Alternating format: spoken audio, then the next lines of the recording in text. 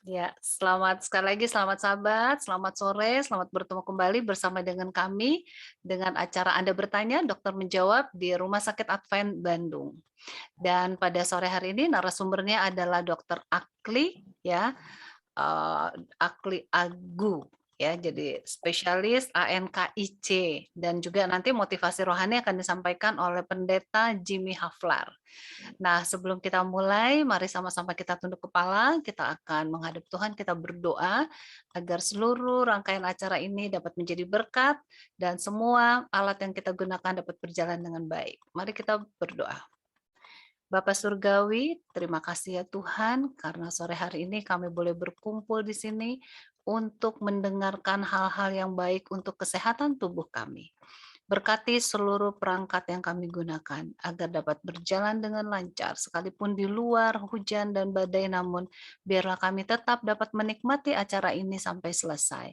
Demikian juga kepada narasumber kami, Dr. Akli Agu, Tuhan tambahkan hikmat surga kepadanya dalam membagikan ilmunya bagi kami semua. Demikian juga kepada Pendeta Jimmy Haflar yang akan membawakan motivasi rohani renungan tutup sabat. Terima kasih Bapa, kami percaya Engkau menuntun kami saat ini dan sempurnakanlah doa yang tidak sempurna ini. Dalam nama Tuhan Yesus Juru Selamat, kami berdoa dan mengucap syukur. Amin. Baiklah, saya Peggy Skandar Wower mengajak Dr. Akli Agus sebagai narasumber kita untuk bergabung bersama-sama pada sore hari ini. Selamat sore, selamat sahabat. Dr. Akli, apa kabar? Selamat sore, selamat hari Sabat juga. Ya. Iya, sibuk sekali ya Dok ya, untuk hari Sabat ini banyak sekali acara ya Dok. Ya. Diundang seminar sana-sini nih Dr. Akli nih saya lihat. Heeh. Gimana Dok, kita sekarang mau berbicara mengenai Omikron dan vitamin D. Nah, sudah banyak orang sekarang yang mulai lebih waspada lagi ya. Padahal kemarin udah pada senang, udah bisa keluar, kumpul keluarga, bisa ke mall bahkan, ada pesta dan sebagainya. Dengan ancaman virus yang baru ini, Omikron ini, membuat banyak orang menjadi waspada dan waduh, gimana ya, ada apa ya gitu. Dan sahabat lalu Rumah Sakit Advent Bandung dengan acara yang sekarang ini Anda Bertanya Dokter Menjawab sudah membahas juga tentang virus Omikron ini ya dengan Dokter Ruri. Nah, namun sekarang kita akan membahas tentang virus baru Omikron ini dan tentunya bagaimana ya cara mengatasinya gitu. Dan ada yang disebut juga vitamin D3 ya Dok ya, vitamin D3 ya. Nah, mudah-mudahan ini adalah jalan keluar untuk menolong supaya pertama tidak terinfeksi, tidak terpapar. Kedua, kalaupun terpapar pasti bisa sembuh gitu dengan adanya jalan keluar ini. Begitu ya, Dok ya? Ya, Heeh. Nah, benar-benar. sebelum kita mulai dengan tanya jawab ya, partisipan di sini sudah siap mungkin dengan berbagai pertanyaan yang mereka telah persiapkan ya sehubungan dengan virus Omikron ini dan juga vitamin D. Mungkin Dokter Akli mau memberikan presentasinya? Silakan, Dok. Dan kepada Baik, semua, maaf Dok sebentar, kepada semua partisipan, boleh tuliskan pertanyaannya di kolom chat, nanti Dokter Akli setelah presentasi akan menjawab. Saya akan membacakan pertanyaannya dan Dokter Akli akan menjawab. Dan juga bagi ya bagi mereka ya udah 93 partisipan yang ada di sini, Dokter Akli ini bertugas di Rumah Sakit Advent Bandung dan bertanggung jawab ya, maksudnya pimpinan dari ruang ICU begitu ya Dok ya? ya. Jadi yang sudah mulai yang parah-parah inilah ada Dokter Akli dan mereka semua banyak yang sembuh. Kenapa? Karena senyumnya Dokter Akli membuat mereka jadi semangat untuk sembuh. Puji Iya, Tuhan. itu Silakan puji Dokter Tuhan. Akli. Baik, terima kasih. Selamat sore dan selamat Sabat buat semua partisipan, Bapak-bapak, Ibu-ibu, saudara-saudara yang sudah hadir pada saat ini. Dan pada saat ini saya ingin untuk berbicara sedikit tentang apa sih itu Omikron itu, kemudian berbicara juga mengenai vitamin D. Apakah vitamin D itu mempunyai manfaat pada pasien-pasien COVID? Nah, sebelumnya izinkan saya untuk share screen. Jadi mungkin kita akan berbicara pada saat ini mengenai COVID-19, varian Omicron, dan vitamin D. Nah, kalau saat sekarang ini kita di Indonesia agak senang ya, karena kasus COVID-19 itu sangat menurun. Bahkan di rumah sakit kita ini sudah beberapa minggu tidak ada kasus lagi yang kita rawat. Ya, semua setiap kali diperiksa negatif, jadi tidak Puji ada pasien yang Tuhan kita ya, rawat ya. Baik puji yang di Tuhan. ruangan ICU maupun yang di ruangan ya, tidak ada lagi yang kita rawat. Dan sangat bersyukur untuk itu. Ya, kita boleh istirahat juga dari stres kemarin, apalagi sejak bulan Juli itu di mana gelombang kedua yang sangat meningkat itu, banyak sekali orang yang terpapar, kemudian kena masuk rumah sakit, dan juga bahkan banyak yang meninggal juga. Aduh, Stres juga ya kita itu melihat stres berat itu, ada Dok. satu hari bisa 3 orang sampai 4 orang yang meninggal. Ya, tapi kemudian ada penanganan-penanganan yang kita coba tangani dan akhirnya ada menurun ya angka kejadian dari kematian daripada penyakit COVID ini menurun, khususnya yang dirawat di ICU. Nah, kita berbicara mengenai Omicron. Kalau kita berbicara mengenai Omicron, sekarang membuat banyak orang khawatir ya. Di dunia ini jadi khawatir. Kita Indonesia pun sudah senang, jadi seperti khawatir. Kenapa ada varian Omicron ini? Apakah varian Omicron ini sangat berbahaya? Ya, karena kita tahu varian ini adalah mempunyai banyak mutasi. Dan ini membuat virus jenis ini, jenis Omicron ini sangat meningkat, khususnya di negeri. Dan saat sekarang ini di negara-negara di luar kita, di luar Indonesia itu mereka sekarang dalam keadaan gelombang ketiga. Nah, bagaimana untuk Indonesia? Apakah akan ada gelombang ketiga? Ya, nah, kemungkinan ya ada pimpinan-pimpinan kita dari pemerintahan mereka dikatakan niscaya akan meningkat. Ya, bukan kita ingin untuk meningkat, tapi melihat kenyataan seperti itu. Ya. Dan kemudian kalau kita perhatikan mengenai varian Omicron ini, karena penyebarannya sangat cepat, dan kemudian untuk Indonesia biasanya mengikuti. Kalau luar negeri sudah lebih dulu tinggi, nah sesudah luar negeri mulai turun, Indonesia yang naik. Nah itu yang jadi menjadi perhatian untuk pimpinan negara kita supaya kita tidak mengalami gelombang COVID gelombang ketiga yang sangat tinggi. Nah, kemudian di dalam berbagai penelitian ditemukan bahwa penderita-penderita COVID itu sebagian besar itu mereka adalah defisiensi vitamin D. Dan dulu kami dalam pengobatan memang sebetulnya pemberian obat vitamin D itu sejak awal, sejak tahun 2020 ya, kita sudah memberikan vitamin D, tapi kita berpikir mungkin itu hanya sebagai satu tambahan aja gitu ya, untuk supaya meningkatkan daya tahan tubuh pasien. Tetapi kemudian kalau lihat angka kematian seperti begitu-begitu aja, kemudian bahkan meningkat, tidak ada perubahan, dan memang kita melihat ada obat-obatan yang lain. Tetapi kemudian dalam berbagai penelitian-penelitian ternyata mereka menemukan bahwa banyak pasien itu mengalami defisiensi vitamin D. Dan kemudian pasien-pasien yang mengalami defisiensi vitamin D ini banyak yang mengalami perburukan dan kemudian menjadi kritis. Dan setelah kita mulai mengetahui dan kemudian sekitar akhir bulan Juli, kita kemudian mulai mengadakan pemeriksaan untuk kadar vitamin D pada pasien-pasien yang dirawat di ICU, ya pasien COVID. Ternyata hampir dapat saya katakan mungkin kalau... Dok, mohon maaf, PPT-nya oh nggak jalan. Belum, Dok, belum kelihatan. Iya, saya pikir dokter nggak pakai PPT. Pakai PPT ya? Ada ya. Nggak jalan ya? Tadi nggak keluar, belum share screen mungkin, Dok. Iya. Maaf. Ya, sambil menunggu Dokter Akli share screen, Dokter Akli ini adalah Nah, ini udah keluar. Dokter Akli ini yang melakukan anestesi di pasien yang mau operasi juga Dokter Akli ya, karena beliau adalah spesialis anestesi gitu ya. Ya sudah mulai ya Dok. Oke deh, langsung. Sudah jalan ya? Sudah buka, udah. Jadi Kalau awalnya ini bisa. gini Dok. Udah. Baik, maaf. Nah, seperti yang saya katakan tadi, bahwa banyak pasien-pasien yang COVID ternyata setelah diperiksa di ICU itu kami dapati, mungkin saya dapat katakan kalau tidak ada yang kelewat, itu hampir 100% itu mereka itu defisiensi vitamin D. Nah, kalau Oh, begitu ada apa dengan iya vitamin D ya. ini?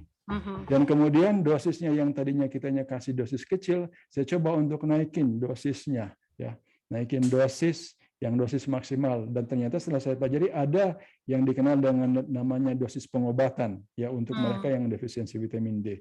Jadi bukan lagi sebagai suplemen aja, tapi ini sebagai suatu pengobatan. Dan ternyata terjadi penurunan yang sangat drastis untuk kematian. Yang kalau awalnya saya lihat hampir semua pasien-pasien yang gagal ginjal, kemudian dia masuk sampai ke ICU, umumnya 100% meninggal. Tetapi setelah dengan pemberian vitamin D ini, saya lihat ada banyak penurunan, ya. Jadi penurunannya sangat drastis. Bukan berarti semua survive, tapi ada penurunan yang drastis. Dan banyak juga saya lihat pasien-pasien kita sampai sekarang ini yang dirawat waktu COVID dengan gangguan ginjal, dan mereka masih sampai sekarang masih cuci darah, ya. Nah, kemudian menjadi pertanyaan, kalau begitu apakah vitamin D memberi harapan dalam pencegahan dan pengobatan penyakit COVID? Nah, ini yang coba kita akan lihat sebentar. Baik. Nah, sebelumnya mari kita coba lihat di sini mengenai COVID ini. Ada kita kenal varian baru, ya, varian Omicron. Ini varian Omicron ini mulai awalnya dilaporkan dari Afrika Selatan, tapi kemudian kembang sangat cepat. Dikatakan dalam hari dari kasus 868 orang menjadi 2.465 kasus. Banyak sekali. Banyak sekali ya. Cepat sekali hanya dalam 2 hari. Dalam Dan 2 ini kemudian hari. menjadi perhatian, ya, perhatian pemerintah, dan kemudian ternyata dia menyebar ke luar negeri cepat sekali. Ini ada beberapa negara, Botswana, Eswatini, Lesotho, Zimbabwe dan sebagainya. Akhirnya ini menjadi negara-negara yang kemudian dilarang dalam penerbangan, ya, karena ditakutkan ini akan membawa atau mentransmisikan COVID ini ke luar negeri. Tapi ternyata dalam pemeriksaan ternyata beberapa negara di luar negeri itu sudah ditemukan akan varian-varian ini, ya, karena cepat sekali dia punya peredaran. Nah, sekarang masalahnya apa ya yang menjadi masalah? Kenapa sampai terjadi seperti ini? Nah, kalau kita lihat ini gambar yang di sebelah ini adalah gambar dari virus COVID, ya, yang kemudian sudah mengalami satu mutasi. Mutasi itu adalah perubahan, ya. Perubahan yang terjadi di sini adalah pada protein spike-nya ini, yang di ujung ini, ya. Ternyata dia memiliki 32 mutasi, banyak sekali. Oh, banyak sekali. Virus-virus sebelumnya tidak seperti itu. Dan kemudian di bagian ini juga, ya, di domain reseptor ini bagian yang tempat untuk mengikat ini di ujungnya ini, ternyata dia juga sudah mengalami mutasi di situ. Ada sekitar 10 mutasi, perubahan-perubahan. Nah, ini yang menyebabkan sampai kita-kita yang sudah disuntik dengan vaksin ataupun mereka yang sudah pernah menderita virus, menderita sakit COVID, ternyata antibodinya ini dia tidak mengenal. Dan ini membuat dia mempermudah untuk berikatan dengan reseptor. Dan inilah yang menyebabkan terjadinya infeksi yang cepat sekali. Ya. Karena ada mutasi, karena dia tidak kenal lagi, karena ini sudah terjadi perubahan. Ya. Nah, ini yang kita lihat dalam perjalanannya, dalam beberapa hari kalau dilihat ini, dibanding Omicron dengan varian Delta dan varian Beta, ternyata varian Omicron itu dalam beberapa hari aja sudah hampir mencapai 100%. Iya, cepat sekali ya. Ini yang lain ini dilihat sampai sekarang lebih 100 hari baru dia mau naik untuk varian Delta. Beta juga ada lebih di bawah. Jadi ini cepat sekali, dan ini yang membuat jadi khawatir, ya, berbagai negara di dunia khawatir, takut, ya, dengan varian ini. Nah, kalau kita melihat varian-varian ini ada nama-nama alfa, beta, gamma, itu nama-nama yang diberikan oleh WHO. Tapi juga ada B117, B1351 itu diberikan oleh kelompok-kelompok yang lain. Karena di dalam memberikan klasifikasi ada beberapa kelompok yang memberikan klasifikasi, ya. Nah, kemudian kalau kita lihat sini ternyata varian ini termasuk dalam varian VOC, variant of concern.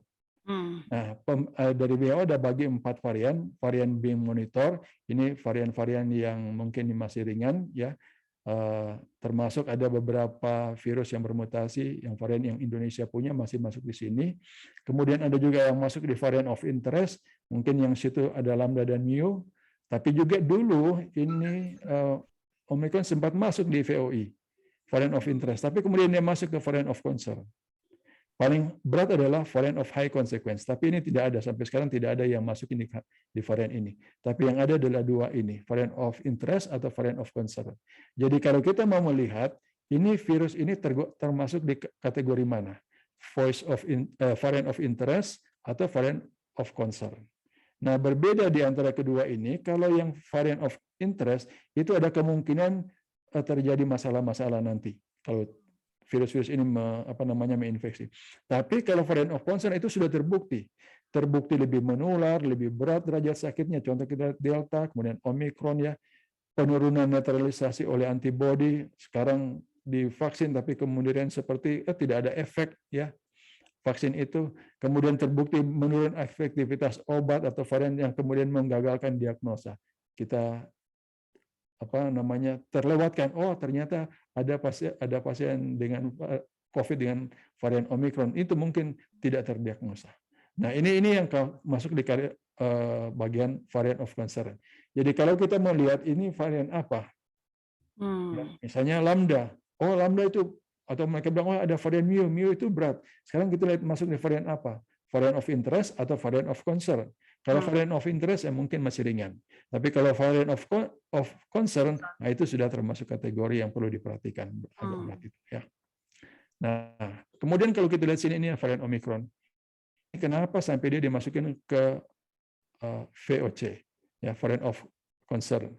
Karena di sini ternyata ada mutasi di N501Y, ya.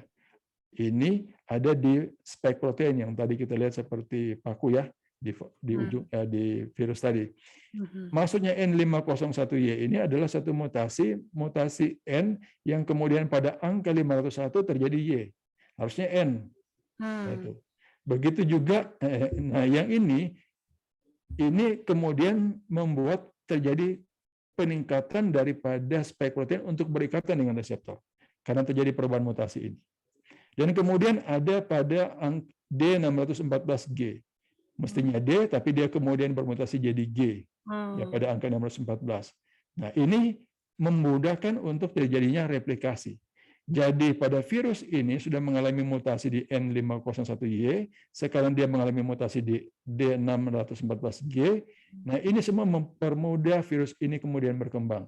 Satu, yang dari atas ini dia membuat mudah berikatan dengan reseptor. Yang kemudian yang kedua, sesudah masuk dalam tubuh, dia mudah untuk bereplikasi, memperbanyak diri. Sehingga dikatakan virus golongan ini lebih kontagius, ya, atau lebih menular.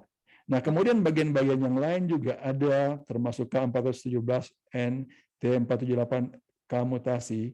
Nah, ini semua ini membuat virus itu tidak mudah untuk akan menetralisir antibodi, ya, yang dibuat oleh vaksin atau orang-orang yang sudah terinfeksi sebelumnya.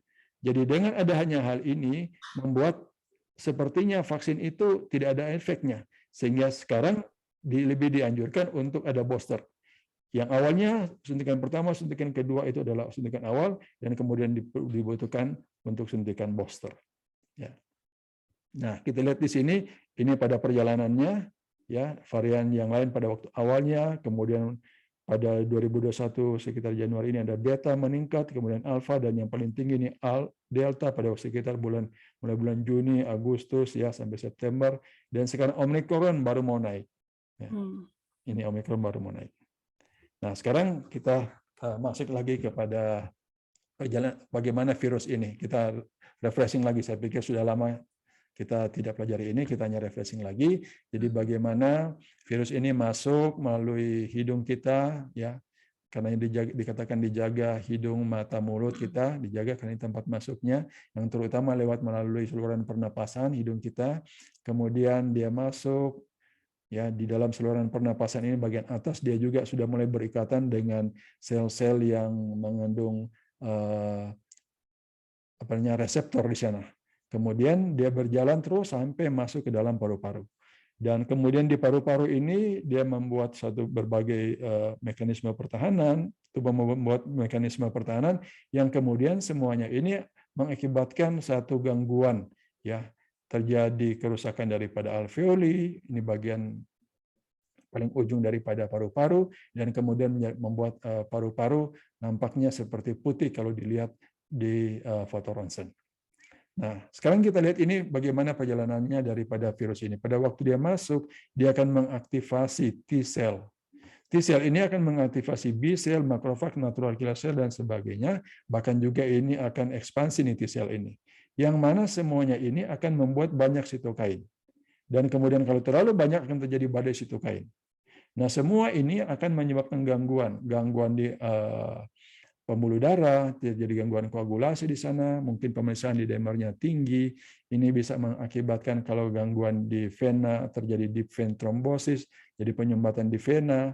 Kemudian kalau di arteri jadi akut limb ischemia dan ujung-ujungnya bisa diamputasi pasiennya.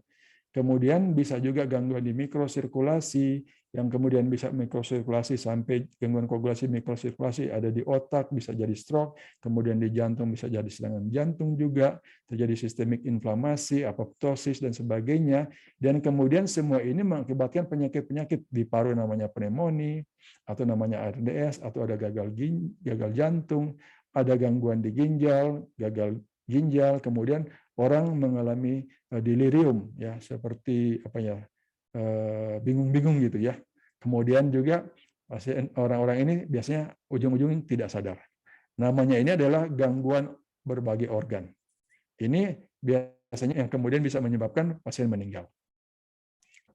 Nah, sebetulnya kalau lihat perjalanan penyakit ini, itu COVID itu ada COVID ringan dan COVID yang berat.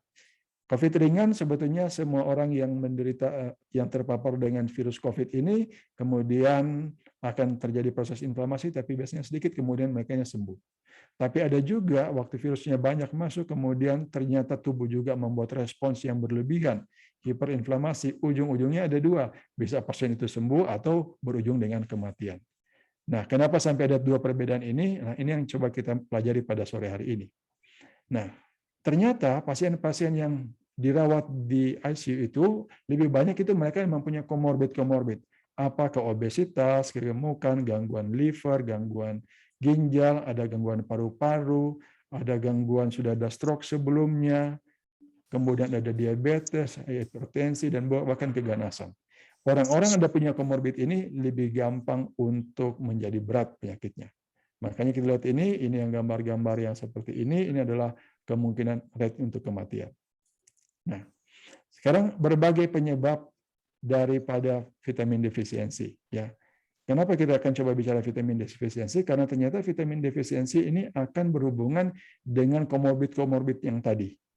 Nah, penyebab defisiensi ini mulai dari kita tidak cukup mendapat sinar matahari, kemudian polusi udara juga, ya, atau mungkin pada orang-orang di tempat-tempat yang ada berbagai musim, tapi untung kita di Indonesia hanya musim panas, ya, yang ada kemarau, ya, kemudian ada musim penghujan juga. Nah, itu juga mempengaruhi. Kemudian obat-obat yang kita gunakan, ada beberapa obat yang mempengaruhi sehingga terjadi defisiensi, orang yang gagal liver atau hati, gagal jantung juga atau gangguan di jantung, bahkan obesitas, kemudian orang gangguan di pencernaan ini menyebabkan defisiensi. Nah, akibat daripada defisiensi ini banyak sekali, gangguan di saraf, kemudian gangguan di paru-paru, termasuk di sini infeksi jadi COVID, kemudian ada alergi, hipertensi, penyakit diabetik juga, penyakit autoimun, otot-otot jadi seperti sakit atau kram gitu, kemudian kanker juga, penyakit tulang, riketsia, dan sebagainya. Itu akibat dari kekurangan vitamin D. Nah, sekarang kita coba melihat ini metabolisme vitamin D. Sebetulnya kita manusia itu dapat vitamin D itu dari tiga bagian. Pertama dari sinar matahari, yang kemudian yang kedua dari suplemen, ya, obat-obatan, ya, dalam bentuk obat-obatan, dan kemudian yang ketiga dari diet yang kita makan. Nah, dari suplemen ini bisa berasal dari telur, kemudian dari ikan, ya. yang berhubungan dengan binatang ini, kemudian ini mereka bersama-sama dengan sinar ultraviolet itu akan membentuk vitamin D3, namanya cholecalciferol. Sementara yang berasal dari tumbuhan itu adalah ergocalciferol, itu vitamin D2. Nah, semua ini dia akan melewati hati, kemudian akan dirubah oleh enzim, kemudian menjadi disebut kalsidiol 25 hidroksi vitamin D. Ini adalah bentuk umum. Tapi kemudian bentuk aktifnya pada waktu dia lewat ginjal, kemudian di ginjal dia akan dirubah lagi. Nah, ini pada waktu lewat ginjal, ini adalah kita kenal dengan mekanisme klasik. Ya. Nah, ini yang saya katakan tadi. Yang orang pada banyak tahu ini adalah mekanisme klasik ini adalah, oh kalau vitamin D itu dengan kalsium itu hubungannya adalah biasanya untuk tulang. Seperti itulah yang kita tahu. Ya, tapi sebetulnya ada faktor yang lain yaitu non-klasik. Ternyata untuk sistem imun, untuk jantung, pankreas, otot dan pertumbuhan dan otak juga. Ini fungsi dari vitamin D ada di sana dan seringkali kita lupa. Yang kemudian ternyata pada pasien COVID ini yang berperan. Ya. Mari kita lihat selanjutnya. Nah, ini kita coba melihat di sini ada untuk ginjal. Ginjal ternyata dia lebih berhubungan untuk metabolisme dengan kalsium, dihubungkan dengan paratiroid, kemudian dengan tulang, ya, dengan paratiroid, kemudian dia merangsang paratiroid untuk kemudian paratiroid tinggi dia akan merubah ini C5PD7B1 merubah untuk menjadikan vitamin D ini menjadi aktif. Yang mana vitamin D aktif ini kemudian akan mengadakan mobilisasi daripada kalsium yang ada di sini, ya. Kemudian juga untuk menyerap kalsium yang ada di usus bersama-sama dengan fosfat. Itu yang mekanisme renal, ya. Kemudian ada ekstrarenal, banyak juga. Kalau kita lihat banyak sekali. Sampai kita lihat di sini ada sampai di folikel rambut. Jadi orang-orang yang rambutnya sering rontok, ya, perlu dipikirkan apakah ada kekurangan vitamin D. Ya, ini kemudian dikenal dengan nama non-klasikal vitamin D. Nah, ini hipovitaminoses. Yang 3 tadi ini kemudian mengakibatkan kalau dia kurang terjadi penumpukan kalsium di dalam aliran darah, yang ini kemudian juga mengakibatkan hal yang bahaya di aliran darah. Bisa terjadi gangguan jantung dan sebagainya, terjadi penumpukan kalsium, terjadi aterom di situ. Bahkan juga terjadi osteoporosis. Sistem imun juga, ya. Sistem imun kalau kurang, imun menjadi berkurang. Ini juga mengakibatkan osteoporosis dan obesitas. Bersama-sama dengan jaringan lemak di sini, pankreas juga dan otot. Yang kemudian yang sebagian ini menyebabkan terjadinya diabetes tipe 2. Nah, kalau kita lihat yang sering kali kita temukan ini adalah orang hipovitaminoses, osteoporosis, obesitas, dan tipe 2 diabetes. Itulah sebabnya mengapa dalam pasien-pasien yang kita rawat itu, kita dapati semua pasien-pasien ini ternyata terjadi kekurangan vitamin D. Nah, kenapa terjadi penurunan pembuatan vitamin D? Mungkin pada orang-orang kulit yang lebih hitam, ya itu pembuatan vitamin lebih kurang dibanding dengan orang yang kulit lebih terang. Kemudian mungkin penggunaan bahan-bahan penghambat sinar ultraviolet atau pakai tabir surya atau mungkin pakaian yang menutup semua tubuh, sering berteduh, ya tidak terkontak dengan sinar matahari yang membuat vitamin D itu kurang, ya. Nah, kalau kita lihat di sini, ternyata vitamin D ini ada yang saya ingin tunjukkan di sini adalah target jaringan autokrin parakrin. Nah, dulu dianggap vitamin D itu sebagai vitamin. Nah, arti pengertian vitamin adalah sesuatu yang tidak dibuat dalam tubuh. Ternyata bisa dibuat sendiri dalam tubuh. Sehingga kemudian setelah dipelajari dan ini kemudian mereka masukkan vitamin D ini sebagai hormon, ya, sebagai hormon. Nah, kalau kita lihat di sini sebagai hormon ini ternyata fungsinya banyak sekali. Dan kalau kita lihat di sini ada hubungan untuk sistem pernapasan, ternyata dia untuk influenza, untuk COVID, untuk infeksi bakteri, namanya ini semua ini untuk influenza bisa mengakibatkan microvascular thrombosis, begitu juga untuk dari virus COVID, cytokine storm, badai sitokain, ARDS, pneumonia, yang kemudian semuanya ini ternyata kita harus memberikan adekuat daripada vitamin D. Nah, sekarang kita melihat ini khusus untuk COVID. Nah, ini COVID kita tahu itu ada bekerja di ACE2. Ya, ACE2 ini adalah renin-angiotensin system. Dari angiotensin, kemudian oleh renin dari ginjal, dia akan merubah jadi angiotensin 1, 2, dan kemudian ini dirubah lagi oleh ACE2 menjadi angiotensin 1,7. Nah, Kalau seandainya pada pasien COVID karena dia banyak berikatan dengan virus ini, maka ini tidak terjadi. Apa akibatnya? Ternyata di sini akan terjadi. Ya, terjadi proinflamasi, terjadi profibrotik, prooksidan, dan kemudian terjadi juga namanya gangguan di paru ARDS dan juga hipertensi. Makanya semua pasien-pasien yang COVID itu hampir semua kita dapati pasien itu tensinya normal atau tinggi. Nah, kalau tinggi justru saya lebih berhati-hati. Tinggi takut-takutnya sudah menjadi jelek.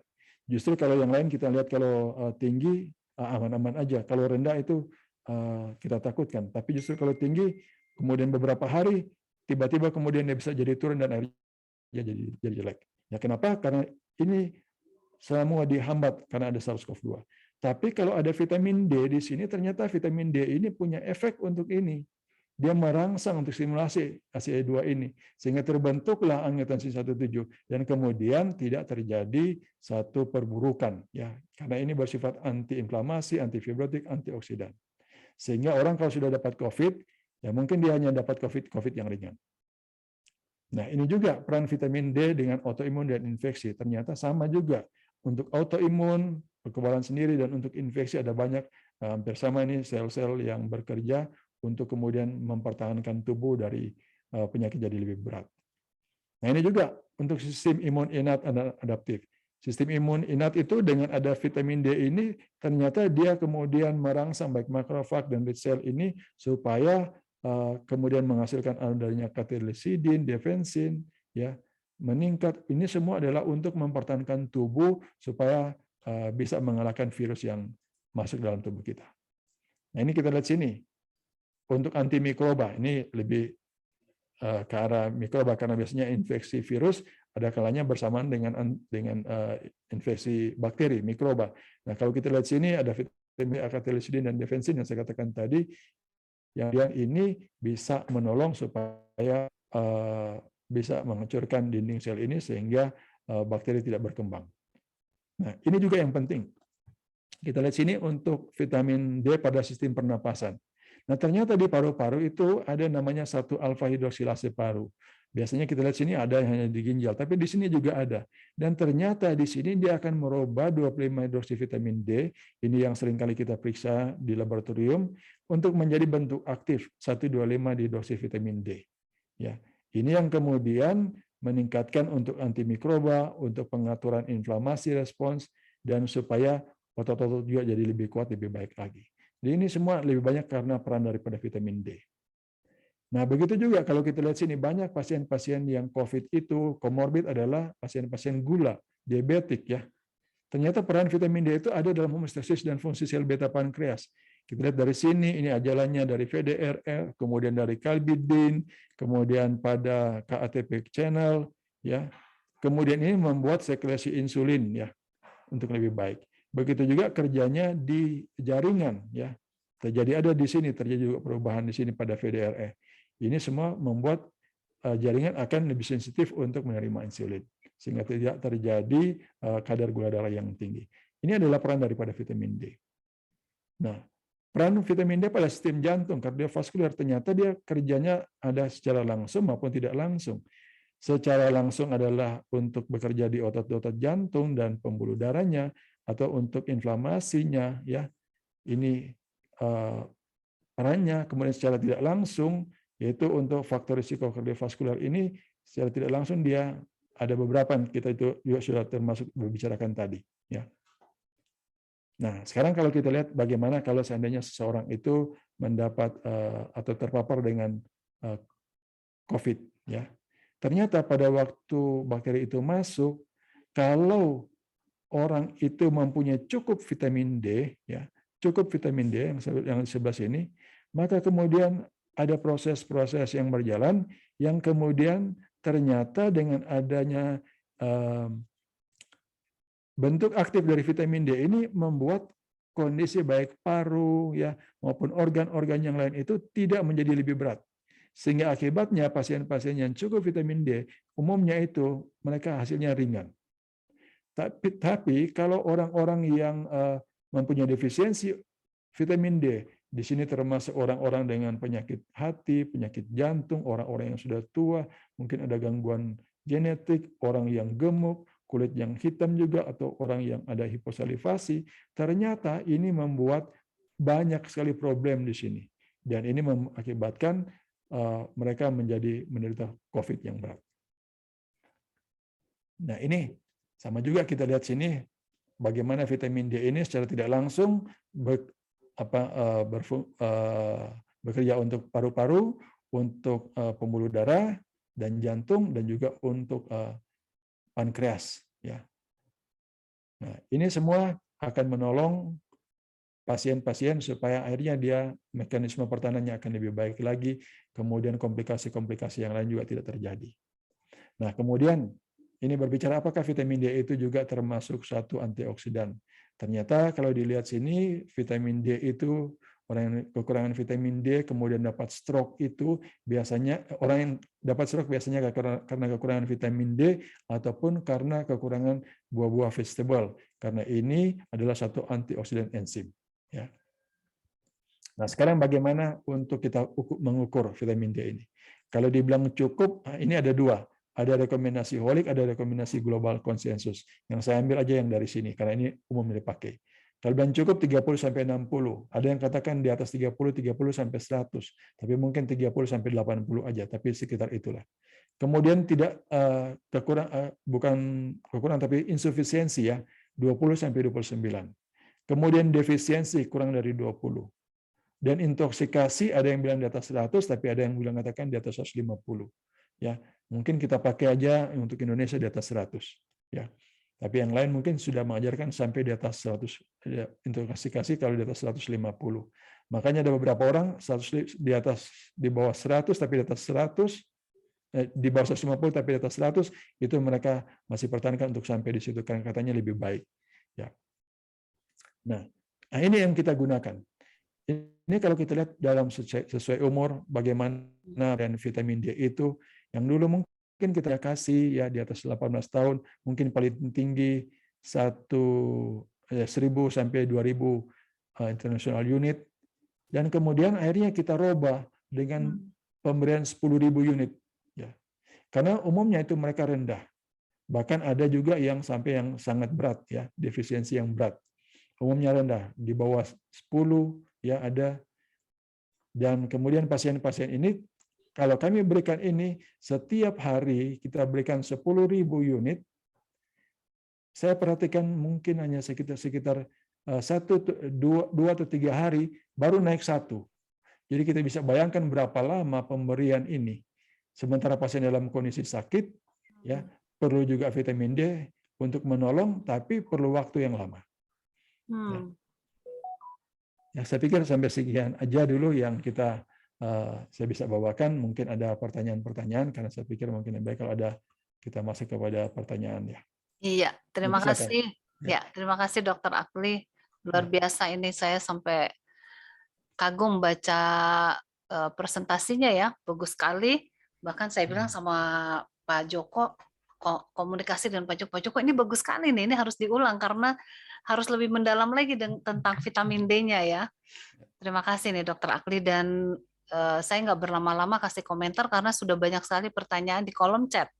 Nanti Dokter Akli bisa juga. Terima kasih Bu Oli sudah bergabung dari Swiss ya. Ini ada pertanyaan di kolom chat dari Ibu Rebecca Mulyana Sentosa. Apakah virus Omikron ini dapat dibedakan secara kasat mata dengan varian COVID-19 agar dapat segera mengatasinya lebih dini? Oke, terima kasih. Untuk kita di Indonesia, sampai yang saya tahu ini, varian Omikron itu belum masuk. Walaupun ada yang bilang, oh sudah masuk di sini, tapi kayaknya masih belum dipastikan masuk. Makanya itu dijaga ketat di tempat-tempat untuk masuk varian Omikron ini, supaya kalau boleh tidak masuk di Indonesia. Amin. Tapi beberapa peneliti menyatakan bahwa mereka senang dengan varian Omikron ini. Kenapa katanya mereka senang? Karena ternyata varian Omikron ini gejala-gejalanya nggak seberat seperti varian Delta. Nah, itu. Nah, dengan mereka berpikir kalau seandainya varian Omikron ini tinggi, maka varian Delta itu akan hilang seperti itu. Mudah-mudahan ya. Nah, karena katanya ringan, tapi itu belum pasti ya. Karena yang pastinya nanti mungkin dalam beberapa waktu ke depan akan dirilis lagi bagaimana untuk severity-nya daripada varian Omicron ini. Ya, tapi untuk membedakan secara kasat mata, ya saya pikir tidak bisa ya, karena itu kan tidak bisa dilihat virusnya itu. Iya. Paling dengan laboratorium ya. Laboratorium. Gitu, yang kita kan hanya dengan gejala-gejala aja gitu. Itu mungkin saya bisa berikan. Iya, terima kasih dok. Apa benar dok belum masuk di Indonesia? Karena ada beberapa saya nggak tahu hoax atau apa di WA.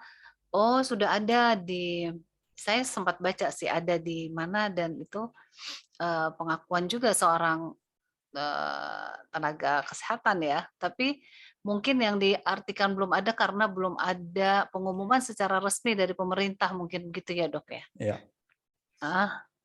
Ya benar. Memang kalau kita ikuti ya di dunia ini, saya melihat itu ada seperti dua kelompok.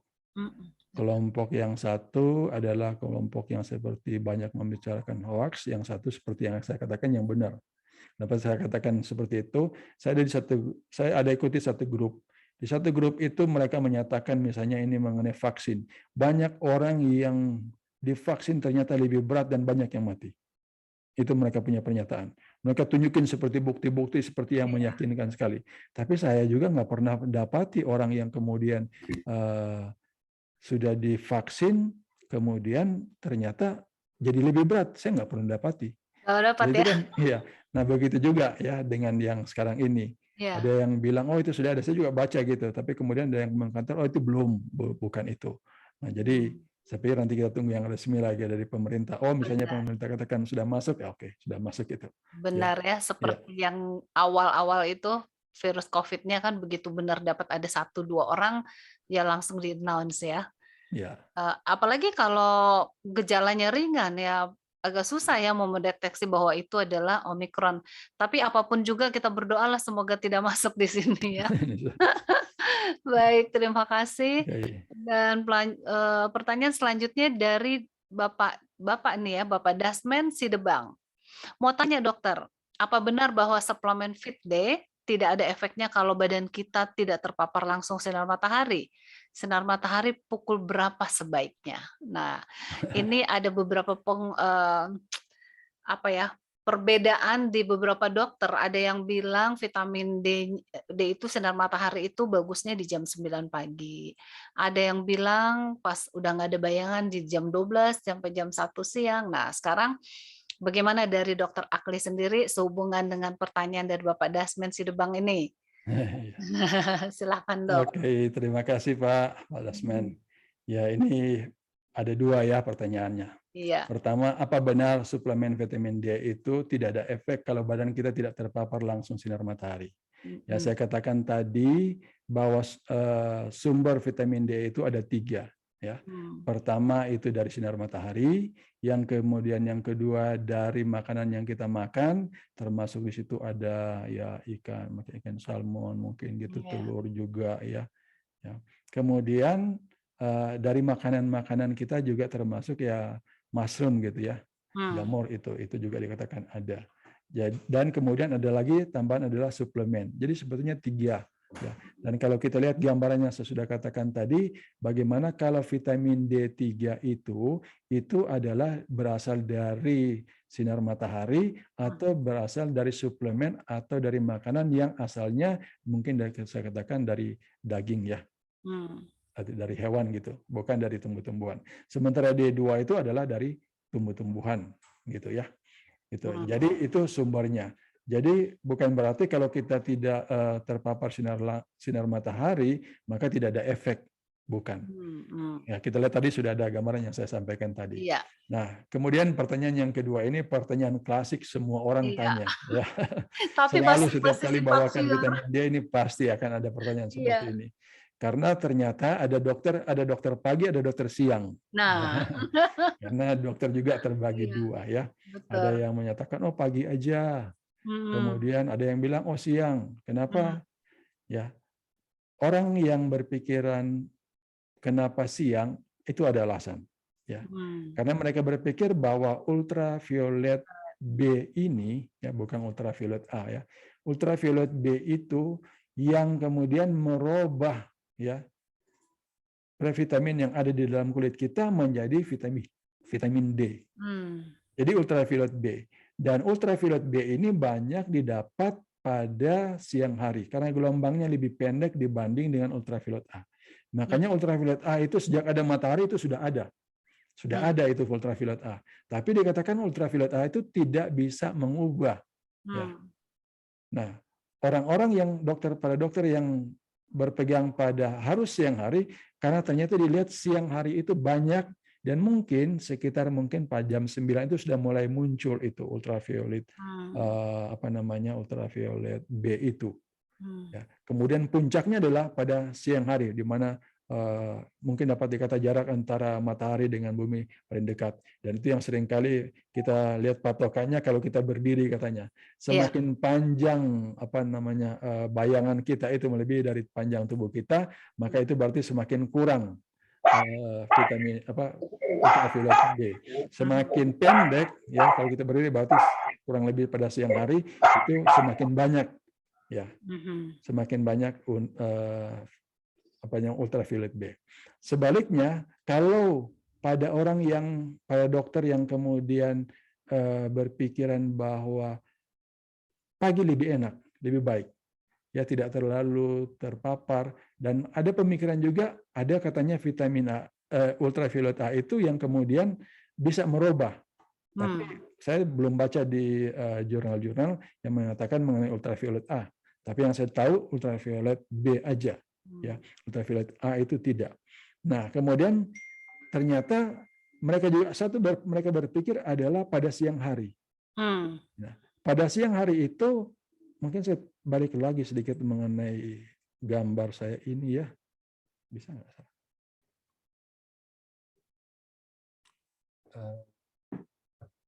Share screen lagi. Ya, share screen lagi.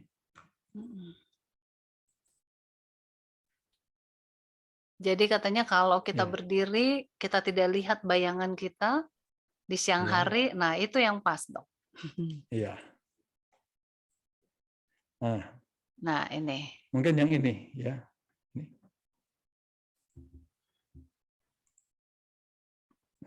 Ini ternyata ini ada ultraviolet index. Ya, mereka yang pakai ini ultraviolet index. Di mana ultraviolet index 1, 2 itu masuk ringan, kemudian medium, tinggi, high, very high, dan extremely kalau belas 10. Nah, pada siang hari kalau nggak dia masuk di sini, dia masuk di sini. Di 8, 9, 10 sampai 11. Mungkin pada siang hari jam 12 itu sekitar ini. Ya, sekitar 11. Terlalu tinggi. Nah, di sini dia bilang itu kurang baik untuk tubuh kita. Makanya mereka menghindar untuk ada di sekitar ini. Ya. Tidak mau untuk mengambil risiko yang ini. Ya. Makanya mereka bilang pakai sunscreen di sini, mungkin pakai sunglasses gitu. Ya. Karena ini mengakibatkan efek kulit lebih mudah terbakar di sini. Ya.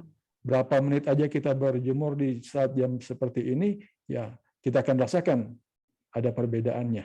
Ya. Mungkin rasa seperti terbakar. Nah, untuk itu kita kadang kalau kita tidak tahu ini kita ada di satu tempat, kita ada berapa kita punya UV index, mungkin kita bisa buka di internet, kemudian kita lihat untuk cuacanya, dan kita bisa tahu, oh kita di posisi ini UV index-nya berapa. Ya, sehingga kita bisa tahu dan kita bisa hindari. Itulah sebabnya pada orang-orang, para dokter yang menghindari hal ini, mereka tidak mau atau tidak menganjurkan untuk berjemur pada siang hari. Jadi mereka ambil aman, ya, ambil aman mungkin sekitar jam 9, jam 10 gitu ya, nah, sekitar itu. Nah mungkin kalau saya juga melihat seperti ini, itu juga kalau bertanya kepada saya, sama juga jawaban saya ingin ambil aman gitu ya. Ambil aman mungkin ya sekitar jam 9, jam 10 karena saat itu sudah ada ultraviolet B-nya, ya, gitu. Oke, dan berapa lama, Dok? Nah, sekarang bertanya kita berapa lama kita untuk berjemur sehingga kita punya ada efeknya. Ya, dikatakan sekitar 5, 10 bahkan mungkin sampai 15, tapi itu bervariasi tergantung daripada kulit kita. Warna kalau kulit kita putih ya cepat kita dapat itu. Tapi kalau seandainya kulit kita agak gelap, itu agak lebih lama. Karena ada melanin di sana yang kemudian menghambat, ya. Jadi itu makanya dikatakan relatif, ya, relatif, gitu. Yang pasti kalau kita mungkin sudah terasa seperti terbakar, stop itu. Ya. Iya. Jangan sampai orang bilang, ada yang katakan, oh perlu 30 menit. Benarkah 30 menit? Ya. Ternyata kalau sudah kulit seperti sudah mulai terbakar, sudah mulai merah, itu sudah tidak ada efek gitu. Jadi jangan bilang, oh lebih lama akan lebih banyak itu. Malah lebih bahaya ya. Ternyata tidak ada efeknya lagi di situ. Ya, itu yang saya perlu sampaikan. Jadi sampai di sini kita sudah bisa mulai membedakan ya. Kita mau pilih yang mana, karena memang ada dua tipe dokter yang saya katakan tadi. Ada dokter pagi dan ada juga dokter yang siang gitu. Jadi kita sudah bisa mengambil untuk diri kita mau pilih yang mana. Ya. Betul. Baik, terima kasih Dokter Akli. Dan selanjutnya pertanyaan datang dari keluarga Donald Tibuluji. Selamat sahabat Dokter Akli Agu. Baru-baru ini ada berita terbaru dari hasil studi sebuah lembaga penelitian di Afsel yang mengatakan bahwa Omikron dapat dinetralisir dengan 3 dosis suntikan vaksin Pfizer. Apakah hasil penelitian tersebut bisa dijadikan acuan bahwa Omikron tidak perlu dihadapi dengan pemberian vaksin baru? Gimana tuh, Dok? Oke, ini kalau kita lihat sih banyak sekali penelitian-penelitian yang kemudian bermunculan, tapi hasil akhir dari WHO belum ada. Yang pasti yang mereka sarankan adalah kita booster gitu. Jadi yang basicnya itu 2 kali suntikan, ya itu basicnya. Kemudian untuk supaya kita memperkuat, jadi ada booster. Ada booster. Nah, itu ada booster itu yang dianjurkan. Makanya kita juga di Indonesia diharapkan untuk tahun depan sudah mulai ada untuk booster, walaupun sebagian sudah dapat booster ya, tapi diharapkan tahun depan karena Indonesia sampai saat sekarang ini mungkin baru 53% untuk suntikan pertama dan ada 31% dari 200-an juta penduduk yang kemudian dapat suntikan yang kedua. Jadi masih agak jauh, targetnya sekitar 70%. Jadi mereka masih kejar dulu yang suntikan pertama dan suntikan kedua, dan kalau bisa sudah tercapai ya dia akan masuk kepada booster itu. Ya. Itu. Jadi itu Pak Donald ya. Saya bisa terima kasih. Ya. Puji Tuhan ya, Indonesia termasuk cepat dalam penanganannya ya. Iya. Dan juga termasuk Rumah Sakit Advent Bandung, luar biasa penanganan pasien COVID. Dan lebih bangga lagi saya kepada Dokter Akli di ICU, penanganannya luar biasa ya. Dan pertanyaan selanjutnya nih Dok, dari Ibu Yeni. Fit Day yang merek apa yang cocok untuk tubuh? Dan harus beli yang berapa miligram dan berapa dosisnya? Oke. Ini kayaknya sekarang, dokter nggak boleh sebut merek deh. Iya ya. Berbicara merek kita nggak bicara merek ya. Tapi ini saya untuk informasikan kalau sebaiknya kita periksa kadar vitamin D kita berapa. Ya. Bisa ya Dok itu diperiksa ya? Ya, bisa di laboratorium kita bisa tahu. Ya. Sesudah kita periksa, kemudian kita punya target kira-kira kita ingin sampai dapat berapa. Ya, saya katakan tadi 30, mungkin lebih baik itu sekitar 40, 60 sampai 80. Ya, itu sudah cukup baik untuk kita hadapi COVID. Ya. Nah, jadi saya tidak bicara merek apa, banyak sekali merek sekarang untuk yang mengeluarkan vitamin D. Ya, betul. Tapi yang pasti kalau seandainya kita sudah minum obat ya, apalagi dosis tinggi, kemudian dalam berapa 1 bulan 2 bulan ternyata tidak ada perubahan atau perubahan sedikit, nah kita perlu pertanyakan obat itu ya, karena kemarin saya ikuti ada yang bertanya, saya sudah 3 bulan minum obat atau konsumsi obat, 1 hari dia minum 10.000 international unit, sudah 3 bulan cuma naik sedikit ya, dan belum sampai di belum sampai di normal. Nah, apa yang salah itu? Nah, ternyata itu kita harus pertanyakan itu, karena banyak sekali kan yang jual-jual obat sekarang, bahkan kita bisa beli di online itu, beli obatnya. Nah, sekarang kalau kita beli di online obatnya itu, apakah bisa dijamin akan apa namanya? Maaf Bisa sebentar, dijamin. Pak Joko, tolong ini kenapa ada keluar share screen? Nah, Ya. apa bisa dijamin Mm-mm. itu mempunyai konsentrasi yang sesuai. Ya, kalau Mhm. kita beli di apotek mungkin kita bisa dapatkan konsentrasi yang sesuai. Karena kalau sudah 3 bulan minum obat dengan 10.000, Mm-mm. saya katakan tadi seperti satu obat kita minum, kemudian sekitar 2 hari aja sudah naik 1, kita bisa hitung berapa. Iya, Artinya sudah tinggi, itu sudah sampai normal kalau sudah 3 bulan. iya. Ya. Jadi itu kita lihat. Jadi saya katakan sini saya tidak berbicara mengenai merek apa, Mm-mm. tapi kita awalnya sebaiknya kita periksa dulu berapa kadar kita, kemudian sesudah 1 bulan mungkin, atau mungkin ada yang 3 bulan sampai atau 6 bulan kita bisa periksa lagi, kita tahu kadarnya, kemudian kalau sudah agak cukup kemudian kita kurangi. Ya. Oh, Dok, itu periksanya di laboratorium diambil darah ya, Dok? Iya. Mm-mm. Dari darah itu. Iya. Oke.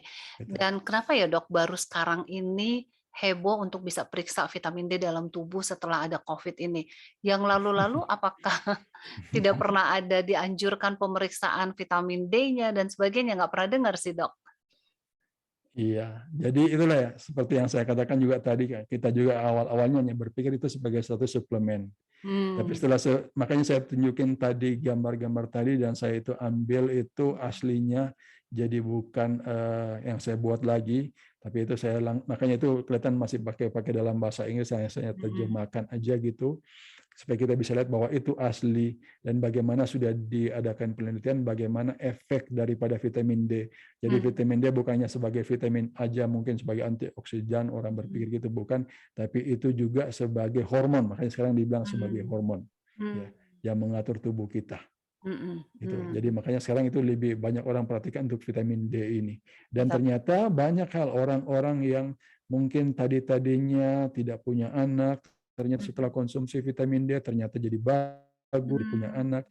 Kemudian orang yang gangguan rambut yang suka rontok, ya, kemudian setelah konsumsi sampai di batas normal vitamin D, sudah mulai tumbuh-tumbuh lagi, padahal sudah pakai obat macam-macam tidak ada efeknya. Ya, jadi di sini lihat banyak sekali efek daripada vitamin D yang kita pelajari pada sore hari ini. Pada sore ini. Jadi ternyata diingatkan ini oleh Tuhan bahwa pemberian Tuhan itu matahari memang harus digunakan ya, itu untuk kesehatan tubuh kita, benar ya, Dok ya? Ya. Nah, ya itu dari saya sih. Wah, kalau begitu boleh juga nih ngilangin keriput-keriput kali ya, Dok ya? Bisa awet muda ya vitamin D. Baik, Dok, kita akan lanjutkan pada penanya berikutnya dari Bapak Yafet Yeblo.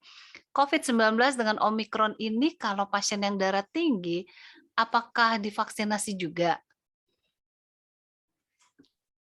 Gimana, Dok? Ini yang lalu-lalu pelajaran kita yang lalu, darah tinggi tetap bisa divaksin ya. Cuman pada saat vaksin itu dia datang dengan keadaan tubuh yang baik ya.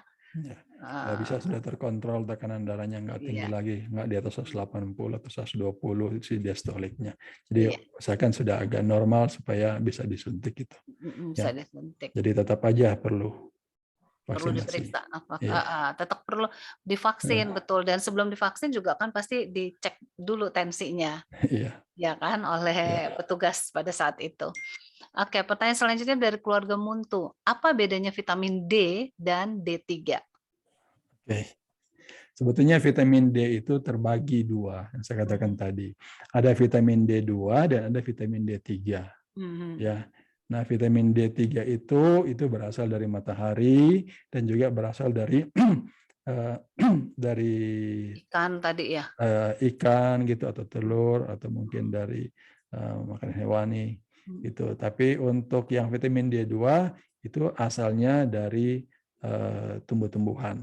Ya, itu bedanya itu aja.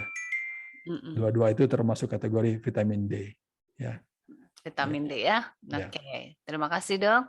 Kembali dari Ibu Yeni, merek Bon One itu bagus ya vitamin D-nya. Oh, merek Bon One. Sudah bicara merek ya. Bicara merek ini, minta maaf Ibu Yeni, dokter nggak boleh menyebut ini merek. nggak di ini Jadi, soalnya nggak ya. di endorse.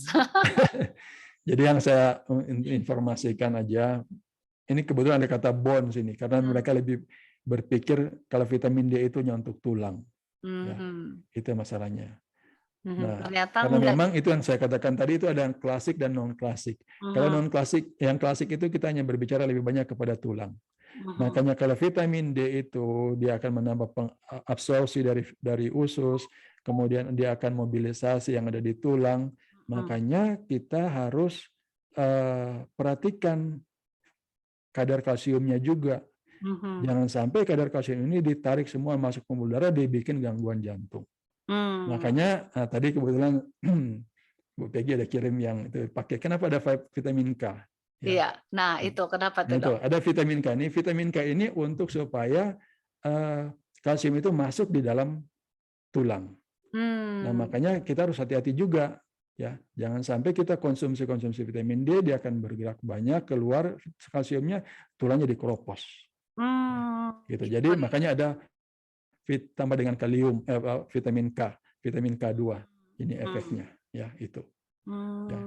Jadi kalau bicara merek, ya saya pikir saya nggak bisa komen di sini, tapi yang saya lihat sini, yang seperti saya katakan tadi, tentunya kita lihat berapa kadarnya dari awal ya. Soalnya nggak di endorse nih, jadi kasih tahu. Nanti boleh tanya di apotik ya Bu ya. Oke, selanjutnya dari Dwi ZW Pati. Nah, pemeriksaan apa? Ya, pemeriksaan apa untuk mengetahui status FIT-D? Ya, itu yang kita katakan tadi ya. Kita periksa vitamin D, D25 hidroksi vitamin D. Ya, itu masih dalam bentuk umum ya. Jadi itu belum bentuk aktif. Nanti kalau kita periksa itu ada lagi sebenarnya bentuk aktif. Kenapa kita tidak periksa bentuk aktif? Karena kalau vitamin D25 hidroksi vitamin D itu dia bertahan lama di darah. Sementara kalau yang bentuk aktif itu tidak lama. Ya. Itu sehingga kenapa diadakan pemeriksaan, diperiksa vitamin D25 hidroksi vitamin D. Jadi itu yang kita periksa. Dan itu yang saya sudah tunjukin tadi berapa kadar yang kita butuhkan. Ya, di atas 30 itu sudah cukup untuk itu, untuk kita. Tapi sebaiknya kita pertahankan, yang lain mempertahankan kalau bisa sampai 80, yang lain sampai 100, yang lain juga ada sampai bilang di atas 100 tapi di bawah 150. Ya, yang kita anjurkan mungkin sampai 100 aja gitu. Ya. Oke, terima kasih Dok.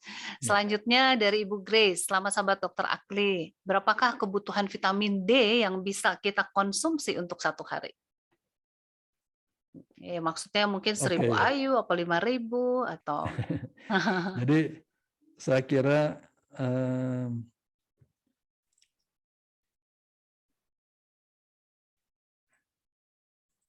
saya ingin share screen lagi. Share screen lagi ini yang mungkin sudah kelewat tadi. Iya. Ya. Sudah kelihatan? Ya, kelihatan Dok. Ya, ini. Ini kan kita pingin untuk capai 30 sampai 60. 60 ya. 60 ini dibilang cukup. Kalau di sini kurang ya, atau di sini defisit sudah masuk kurang. Nah, sekarang kalau kita lihat yang ini ya. Sekitar ini 1 sampai 18 kurang lebih 600 sampai 1000 ini untuk kebutuhan sehari-hari. Sehari, kebutuhan sehari ya, maksudnya. Sehari ini ya. Ya. Lebih 1000 international unit. 1000. Ya. Batas atasnya 4000. Nah, tentunya kalau kita lihat itu lebih rendah, kita masuk defisiensi, maka kita ambil yang ini. Atau kita masuk ini, obati dulu batas atas. Namanya pengobatan. Kalau ini kita tinggal maintenance. 700 sampai 2000 itu maintenance. Ini di atas 10.000 itu untuk pengobatan. Kalau sudah balik di normal, baru kita kembali ke maintenance. Ya. Dok, itu umur 18 tahun ke atas itu sampai 100 tahun begitu maksudnya, Dok? Nah orang-orang yang tua itu biasanya pembentukan juga sudah kurang. Dan kulit sudah agak sudah tidak baik lagi, sehingga lemaknya juga sudah mulai kurang, sehingga terpapar dengan sinar matahari juga akan kurang. Oh, Ya. tapi Walaupun justru sering, orang tua banyak yang berjemur matahari, Dok, dibanding orang-orang muda. nah, ya, tapi dia punya pembentukan tidak sebanyak dengan kalau orang muda sebetulnya. Karena dia punya apa namanya lemak sudah mulai kurang di situ. Karena kan kita tahu Oh, dia itu tadi. Nah, makanya ada kalanya orang-orang tua walaupun dia sudah berjemur, kita harus periksa juga dan kalau bisa ditambah lagi, ya, ditambah dengan suplemen. Karenanya kenapa pada orang-orang tua lebih mudah terjadi fraktur, ya. Nah, ini faktor-faktor ini yang tentunya berperan. Makanya kalau bisa kita tambah lagi. Ya, ada Jadi suplemen usia buat yang orang tua. orang tua, Dok, kira-kira pakai yang mana, Dok? Semua kita pakai di atas 18 tahun. Oh, oke. Ya. Makanya kita harus tahu berapa kita punya kadar. Mungkin kadar yang tadi saya katakan tadi di bawah, kalau di bawah kita mungkin naikin dulu. Naikin dulu. Naikin dulu, jadi kita seperti pengobatan. Sesudah dia balik sudah di normal, maka kita tinggal pertahankan sekitar ini, 1.500 sampai 2.000. Dan kita periksa lagi, paling cepat 3 bulan sesudah kita konsumsi setiap hari, kita periksa ulang kadarnya berapa. Gitu. Nah, Oke. itu. Ya. Tapi kalau orang obes, ya, atau gangguan malabsorpsi, nah itu harus tinggi gitu. Ya, itu orang obes. Ya. Oke. Jadi nggak boleh sembarangan minum vitamin D juga ya, karena orang Harusnya udah mulai diperiksa. harus periksa ya. Orang kan sekarang gegabah bilang, wah saya 10.000 tiap hari, saya 15.000. Dan ternyata dia udah memiliki di tubuhnya vitamin D yang cukup, itu berlebihan ya dok ya, di dalam tubuh ya. Bahkan mungkin ada yang merasa, saya 500 aja cukup, padahal dia sebetulnya kurang ya. Jadi sebaiknya memang periksa. Wah, termasuk saya nih harus periksa. Jadi orang-orang usia di atas 30 tahun sudah mulai untuk pemeriksaan. Nah, ada kalanya kita sakit-sakit tulang, kita pikir ini mungkin rematik karena kita sakit tulang, periksa dulu. Vitamin D, ternyata banyak yang itu ya cuma masalah kekurangan vitamin D. Dikasih vitamin D jadi baik kan. Bukan, karena tadi kan saya sudah tunjukkan itu seperti osteoporosis semua, ya ternyata itu faktor dari sini yang kita obati. Iya. Kausanya di awalnya kita obati jadi lebih baik. Lebih baik ya. Dan saya sangat percaya dengan Dokter Akli bicara seperti ini karena pengalaman Dokter Akli di Rumah Sakit Advent Bandung di ruang ICU, dia mau mengobati pasien-pasien COVID dengan dikasih vitamin D yang agak tinggi dan lekas sembuh ternyata. Dan tentu itu juga cuma alat ya dok ya.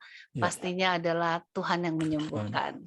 Oke. Memang tidak hanya satu obat ya. Semuanya, apalagi di kasus yang gawat itu, semua obat itu kita berikan. Tapi vitamin D ini kita berikan untuk kemudian kita kejar pelan-pelan gitu. Kita tidak, kalau saya tidak menganut satu kali langsung kasih booster, mungkin ada pertanyaan di sini, langsung tinggi, ya. Kemudian kita stop. Ada dalam penelitian seperti itu, diberikan tinggi, dosis tinggi, kemudian kita stop, tunggu dalam beberapa hari, mungkin dalam 1 minggu.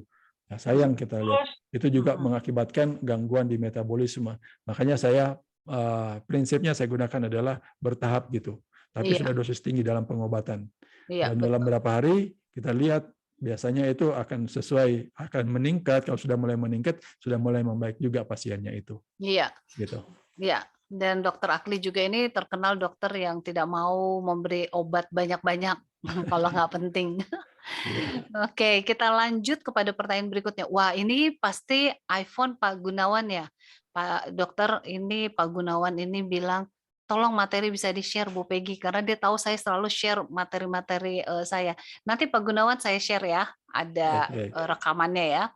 Dia bilang bagus banget loh materinya sore ini, bravo Dokter Akli. Terima kasih Pak Gunawan. Ya, saya juga bilang, tadi saya udah bilang dengan Pak Joko ini perlu diulang, bagus sekali materinya. Karena waktu ya sayang, bagus sekali materi presentasinya. Ya, kita lanjutkan Dok dengan pertanyaan berikutnya dari Ibu Rebecca Mulyana Sentosa. Oh, tadi bilang terima kasih aja nih, terima kasih lagi. Dari keluarga Alex Wele. Sumber vitamin D dapat dari mana atau apa saja? Apakah tiap hari kita harus konsumsi vitamin D? Terima kasih. Mungkin Pak Alex ini terlambat masuk ya, karena kita sudah bahas dari awal sumber dari vitamin D-nya sudah berulang kali, yaitu ada dari ikan, kemudian ada dari apa tanaman Ginjal, ya. hijau ya, tuh juga vitamin. Nanti boleh saksikan rekamannya diulang ya, supaya kita bisa lanjut kepada penanya berikutnya. Dari keluarga Muntu, kalau berjemur pada jam 10 selama 30 menit, apakah bisa cukup vitamin D? Nah, ini juga tadi sudah Iya. dibahas, bahkan dokter sudah 2 kali mengeluarkan presentasinya, PowerPoint-nya ya, slide-nya tentang ini. Jadi nggak harus 30 menit, tergantung dari warna kulit, gitu ya dok ya? Ya. Oke. Dan kita lanjutkan kepada penanya berikutnya dari Revisen. Saya kena COVID Agustus lalu. Pada bulan November rambut saya rontok parah. Apa itu efek dari COVID? Nah, saya tahu jawabannya, tapi silakan dokter Akli. Mau bantu Oke, tapi oke, ini ya, berbicara mengenai rambut rontok ya. ya. Sebetulnya secara langsung untuk mau bilang itu karena COVID enggak. Tapi kalau kita lihat dari apa yang saya sudah presentasikan tadi, ternyata dari kekurangan vitamin D itu menyebabkan juga rambut jadi rontok. Hmm, Ya, gitu. iya. Oke, Gitu. itu Ya. jawabannya. Dan kita lanjutkan dari Ibu Shirley Sompi. Selamat sahabat, dari saya mau tanya dok, untuk usia 45 tahun dan 18 tahun juga untuk anak-anak umur 5 tahun ke atas, harus berapa banyak minum vitamin D-nya dalam sehari dan dosisnya berapa? Apa anak usia 5 tahun ke atas boleh dikasih vitamin D juga? Terima kasih. Boleh, ada vitamin D buat Boleh. anak-anak ya. Ya, Ada yang cair ada. juga ada, nanti di di apotek maksud saya, bisa tanya Ya. di apotek. Ada beberapa merek dan usia-usianya, gitu ya dok ya? Ya, ya, ada beberapa merek, kemudian dari usia, dari bayi juga ada yang pipet Ada, ditetes gitu ya. iya, Ada. ada semua. Kita lanjutkan kepada Ibu Justina. Adakah suplemen vitamin D bisa diambil secara berpanjangan? Adakah suplemen vitamin D bisa diambil walaupun tak diketahui tahap vitamin D dalam badan kita? Ya harus gimana nih dok? Oke, sebetulnya itu perlu kita perhatikan. Di awal kita periksa vitamin D, ya. Yang kemudian kalau kita periksa balik lagi, sesudah kita konsumsi vitamin D, kita akan harus periksa juga untuk kadar, di samping vitamin D, kita juga periksa kadar kalsium kita berapa, gitu ya. Kemudian kita juga lihat, kalau yang sudah lebih lama, kita juga harus lihat fungsi ginjalnya. Nah, ada penelitian menyatakan bahwa ada orang yang diberikan vitamin D dosis tinggi kurang lebih 8.000 sampai 12.000 ya, ambil rata-rata 10.000 setiap hari selama 2 tahun, dan tidak pernah periksa, tidak pernah kontrol, dan sesudah itu yang terjadi adalah apa? Gangguan ginjal. Ya. Kenapa gangguan ginjal? Metabolisme kalsium sudah terlalu tinggi. Ya, untung cuma gangguan ginjal, nggak bikin lagi jadi gangguan stroke dan sebagainya. Makanya nggak ada pakai lagi vitamin K gitu kan, tidak masuk itu. Nah, itu yang tadi yang saya sempat tunjukkan di slide saya tadi. Makanya kalau untuk sudah lama kita konsumsi, kita harus periksa juga itu. Ya, kadar kalsium kita periksa bagaimana, ya jangan sampai terlalu tinggi. Ya. Tapi kalau kita lihat kalau vitamin D kurang, pasti kalsium itu kurang. Saya dapati pasien-pasien yang kita rawat di ICU itu kita harus berikan kalsium dosis-dosis tinggi. Sudah kasih tinggi juga pakai infus, pakai dengan suntikan, tetap aja juga masih rendah-rendah. Ya. Tapi dengan pemberian vitamin D juga ternyata dia mulai meningkat juga bersamaan gitu. Oke. Ya. Jadi Wow. itu ya perlu kita periksa juga ya. Lain. Tetap mesti kita periksa laboratorium ya. Ya. Boleh datang ke Rumah Sakit Advent Bandung. Ya. Ini kembali Pak Gunawan ya, Gunawan TJ. Izin tanya dok, apa vitamin D high dose bisa menjadi tameng terhadap paparan dan atau infeksi virus SARS-CoV-2 beserta varian-varian atau galur-galurnya, baik yang sudah berhasil dideteksi sampai dengan sekarang ini dan yang akan muncul di kemudian hari? Itu pertanyaan pertama. Pertanyaan kedua, apa dokter bisa meramalkan kapan coronavirus dan galur-galurnya bisa hilang dari muka bumi secara internasional? Pak Gunawan, Pak Dokter Akli ini bukannya peramal. Waduh, Pak Gunawan lucu sekali. Bukan peramal, jadi tidak bisa meramalkan. Tapi kita berharap ya segera berakhir yang namanya virus COVID dengan segala galur-galurnya ya. Oke, mungkin yang akan bisa dijawab oleh Dokter Akli adalah tentang apa vitamin D high dose ya bisa menjadi tameng Amin. terhadap paparan infeksi SARS-CoV-2. Oke, silakan Dok. Oke. Vitamin high dose itu biasanya untuk pengobatan. Ya, Oke. kita harus bedakan gitu. Mhm. Tapi kalau kita sudah defisiensi, silakan kita pakai itu. Tapi Mmm, kalau seandainya kita periksa ternyata normal, ya sudah kita konsumsi aja seperti biasa. Bukan yang untuk high dose atau dikatakan mega dose gitu ya. Gitu. mmm, mmm, Jadi itu yang saya perlu sampaikan. iya, Jadi dosis tinggi itu kita berikan, tapi dosis tinggi ini yang saya maksud sini adalah sekitar 10 ribuan ya. Kalau mhm, karena ada yang lain dia kasih lebih tinggi lagi. Megalos sekali dia berikan, kemudian dia stop 1 minggu. mmm, Misalnya 25.000 dia kasih, kemudian stop selama 1 minggu, 30.000 dikasih. Ya itu masih saya pikir lebih banyak ke arah taraf-taraf penelitian aja. Tapi saya mmm, juga dalam pengobatan saya masih ikut aturan-aturan yang disampaikan. Yang mmm, maksimalnya berapa? 10.000. 10.000 kan kita perlu waktu. Karena mmm, saya katakan tadi kalau seandainya kita berikan terlalu tinggi, metabolisme tubuh jadi nggak bagus juga. Seperti mmm, kaget gitu.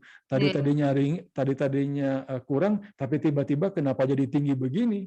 Ya. mmm, Nah, gitu. Jadi perlu kita naikin bertahap-bertahap begitu. oke, 10.000 itu sudah cukup untuk itu kita naikin secara bertahap.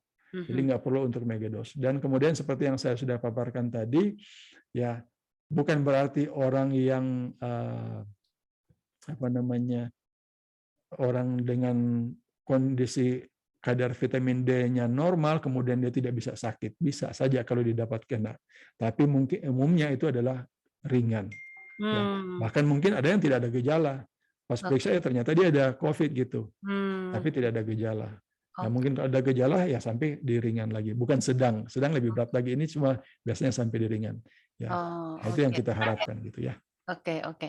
Mm. Nah, Dok, berarti bagi orang yang tidak pernah minum vitamin, kemudian dia baru mau mulai setelah dengar acara ini, misalnya dia baru mau mulai, itu dia harus mulai dengan dosis rendah dulu ya, Dok, ya? Sebelum dia mengadakan pemeriksaan? Ya kalau kalau dia belum periksa ya, karena Mhm, kan belum mhm, tahu kan apakah normal dia mhm, punya itu atau enggak. Ya heeh, kita dari bawah aja dulu. dari bawah Ya dulu. mungkin kalau itu yang saya katakan 1.000 aja dulu kita mulai. Setiap hari Mmm, kita mulai 1.000. mhm, Ya kalau kita iya, tidak periksa. heeh, dan lebih baik setiap hari 1.000 daripada sekali minum 30.000 terus dia libur 5 hari, terus mulai lagi gitu kan. Iya, iya. Aduh, oke baik, pertanyaan selanjutnya dari Gert Adra Netherlands. Wah jauh juga nih Dok dari Netherlands ikut acara kita. Terima kasih sudah bergabung ya. Gimana Dok kalau kita ini tinggalnya di Eropa yang sangat kurang sinar mataharinya? Iya, ini Ya, kasihan juga ini, iya. kena salju malah ya. Iya, makanya Mhm, saya dapat informasi di luar negeri itu dia punya dosis-dosis itu lebih tinggi. Nggak mmm, seperti di Indonesia untuk yang suplemen-suplemennya ya. mhm, Karena mungkin itu karena kurang di sana. Itu yang mhm, saya ikuti beberapa waktu yang lalu mengenai vitamin D. Jadi di sana khususnya dijual bebas yang tinggi. Sementara kita justru yang jual bebas itu yang dosis-dosis rendah aja. Dosis-dosis yang tinggi mungkin kita cari di apotek gitu. Gitu. mhm, Tapi di luar negeri itu sudah ada. Ya mungkin karena kurang ya, kurang terpapar dengan matahari. Ya. mhm, Jadi artinya tidak cukup gitu. Jadi itu saya informasikan perlu untuk tambahan suplemen. Ya. mmm, Ya. oke. Jadi itu jawabannya ya, ini dari Ibu Caitlin Diola Sabatin, Senambela. Boleh minta? Boleh, nanti ya saya share. Dari Jefferson Alfonso Agustaf Butar-Butar. Bagus sekali namanya.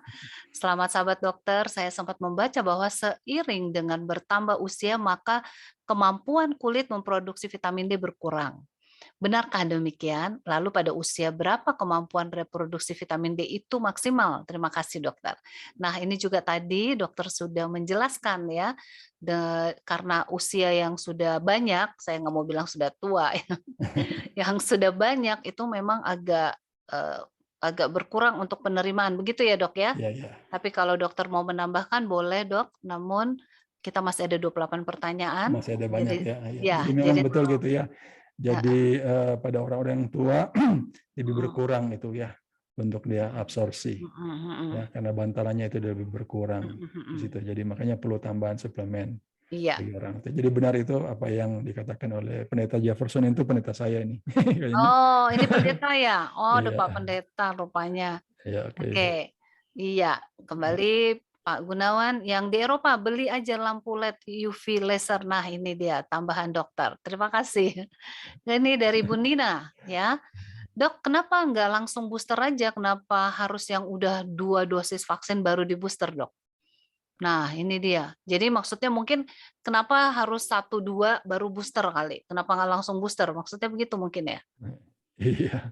Jadi kan kalau booster itu kan penguat, artinya kita sudah diberikan 2 dosis itu, 2 dosis Iya. itu. Jadi kalau kita belum ada belum diberikan dosis awal, basicnya bagaimana kita bilang penguatan gitu.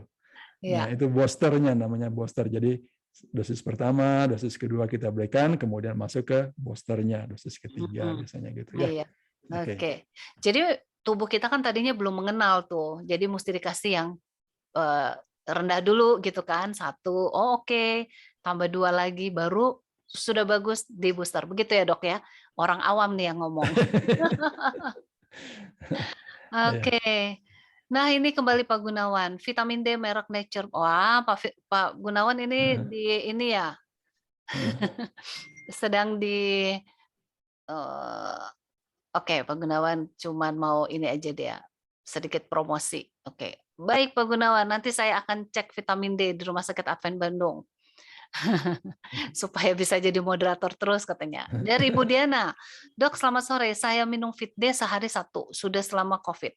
Tapi kenapa kalau stop kok rambut saya rontok lagi? Gimana baiknya? Nah, baiknya pergi ke laboratorium ya. Datang ke Rumah Sakit Advent Bandung, periksa di laboratorium, nanti bisa dilihat vitamin D di dalam tubuhnya seperti apa. Jadi Oke. jangan di stop. Jangan di stop, berarti harus terus. Ya, terlebih sinar mataharinya ya. Iya. Oke. Selanjutnya Ibu Yeni, ya udah terima kasih katanya Dok, sharingnya luar biasa. Dapat tepuk tangan banyak nih Dok.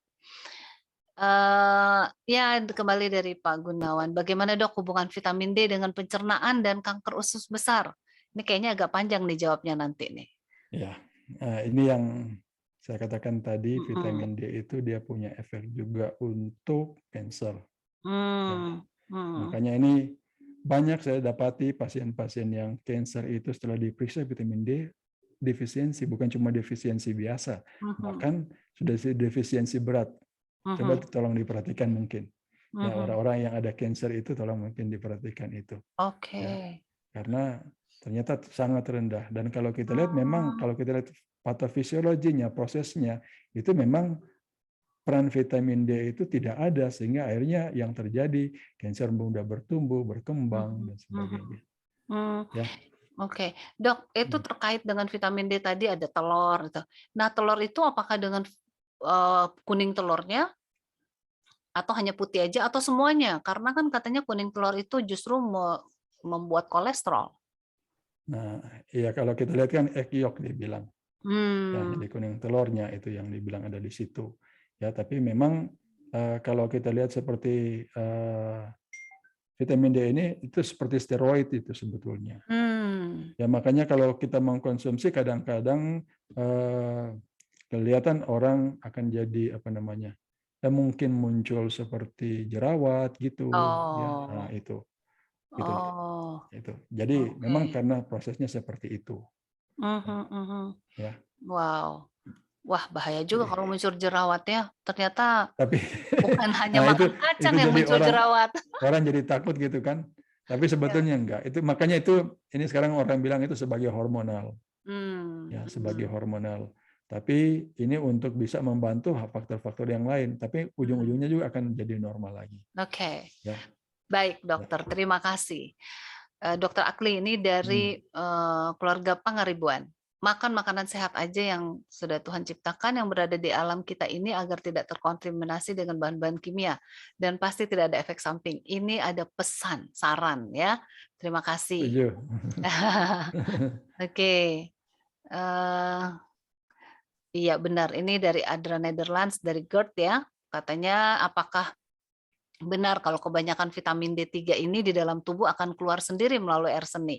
Ini mungkin terlalu banyak juga, bukan terlalu banyak, maksudnya info dari vitamin C juga seperti itu ya? Heeh. Eee, ini juga keluar ya Dok, sama dengan vitamin D? Oke, jadi kalau kita lihat itu vitamin D itu termasuk dalam ADEK, vitamin A, D, E, dan K yang larut dalam lemak. Ya, Mhm, sebetulnya itu larut dalam lemak, sehingga dia larutnya dalam lemak, jadi bukan di urin.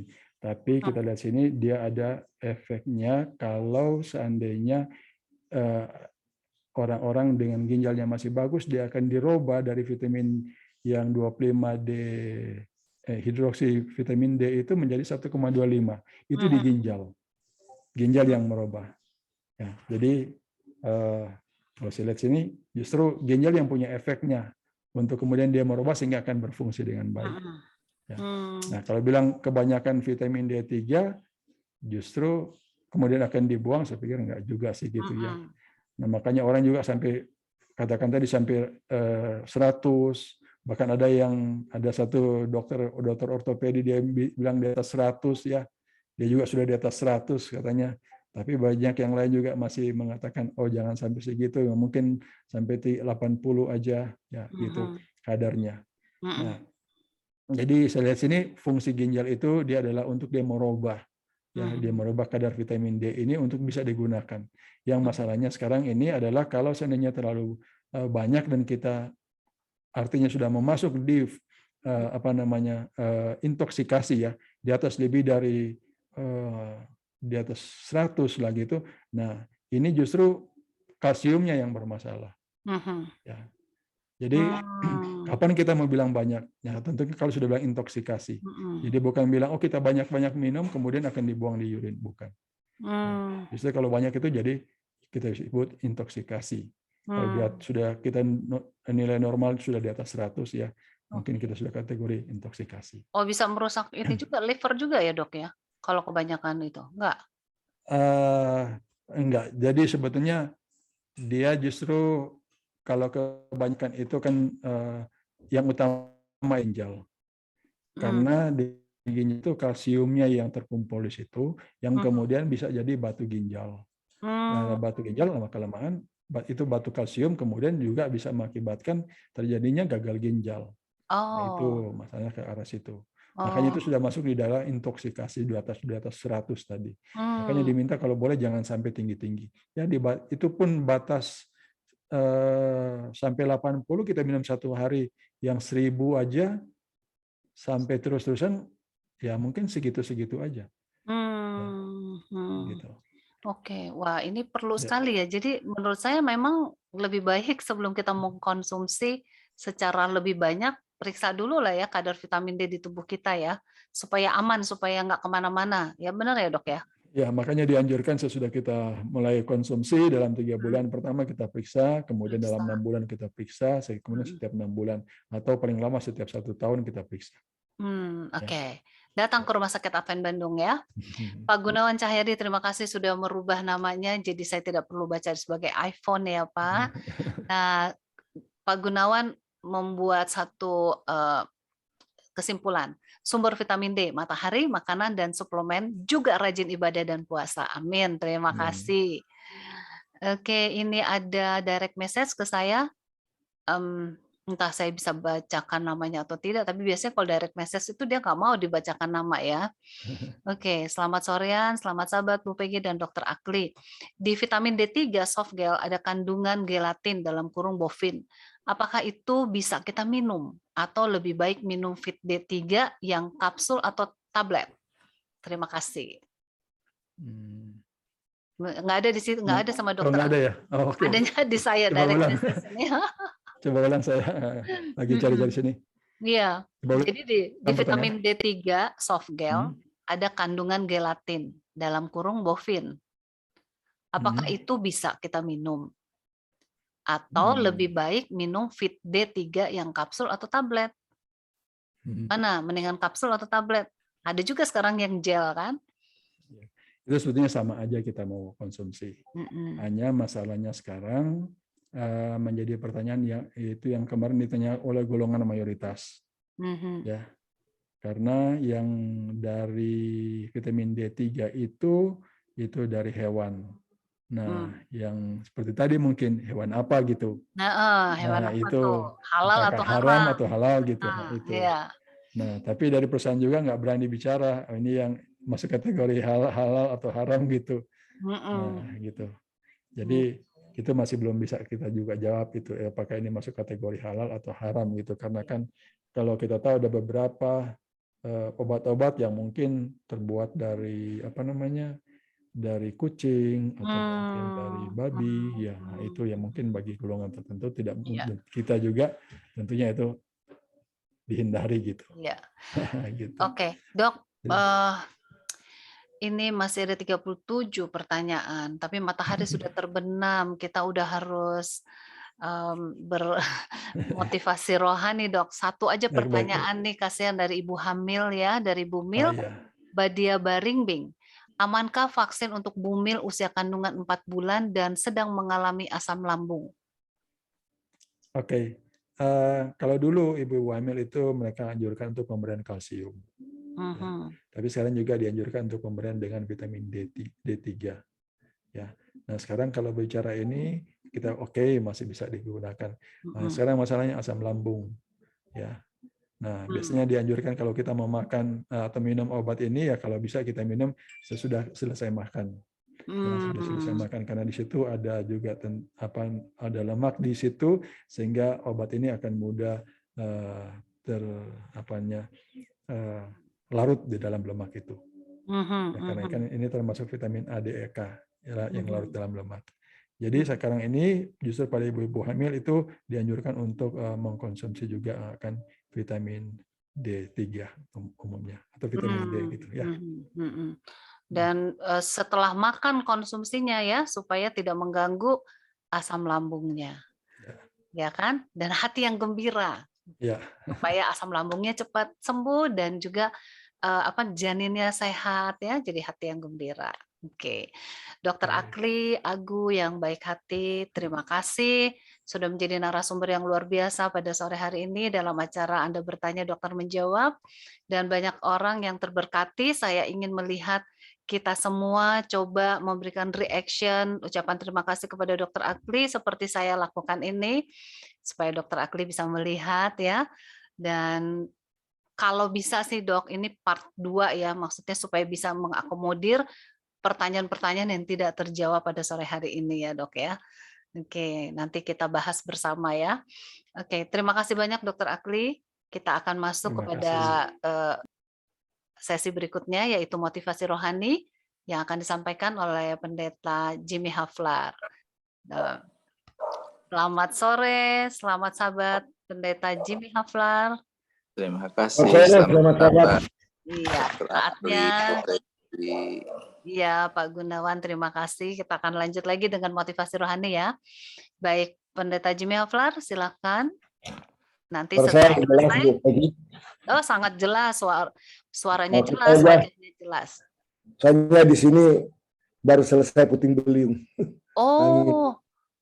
Jadi sepanjang Kebayoran Lama ini di Cidolo depan ini banyak pohon tumbuhan dan rumah, termasuk rumah saya terangkat atapnya. Waduh, bahaya. Tapi puji Tuhan, saat ini mudah-mudahan tidak terganggu ya jaringannya ya. Nah, itu dia. Ya. Tetap tenang, untuk apa cemas. Itu judulnya. Amin. Silakan Pendeta Jimmy Haflar, dan setelah selesai langsung doa berkat ya dan doa tutup. Oke, boleh share screen Bu Peggy ya? Boleh. Sangat boleh. Sudah kelihatan kah? Sudah, bagus sekali. Oke. Untuk apa cemas? Tenang. Harusnya seperti itu ya. Baik, saudara. Di dalam kehidupan kita, banyak kecemasan yang sering terjadi, masalah penyakit dan sebagainya.